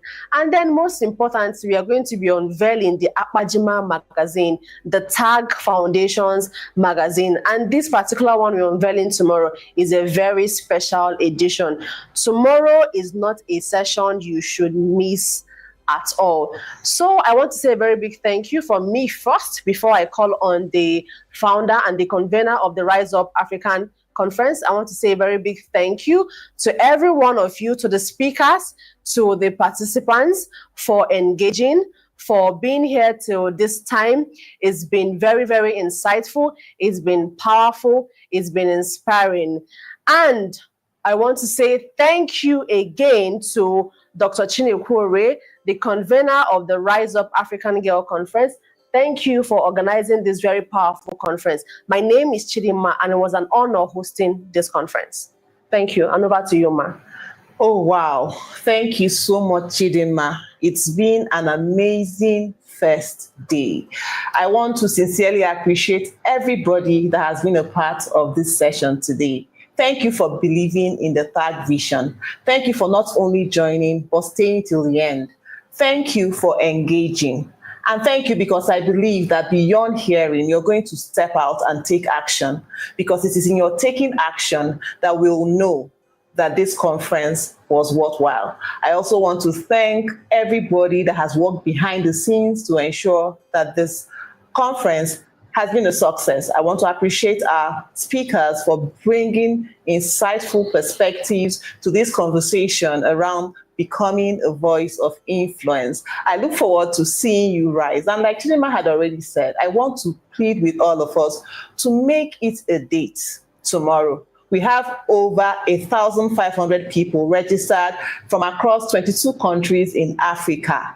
And imagine when 5,000 of us rise. So let's come tomorrow, because today we have set the stage. We have understood what it means to be a voice of influence. We have understood what it means to lead even without a title. We've understood what it means to have an identity and purpose. But tomorrow we are going to be looking at strategies to amplify our impact, strategies to amplify our influence. And that is why we are going to be looking at such sessions like personal branding, leveraging tech for impact, and also accessing and utilizing global opportunities, and other sessions like networking and building cross-border collaborations.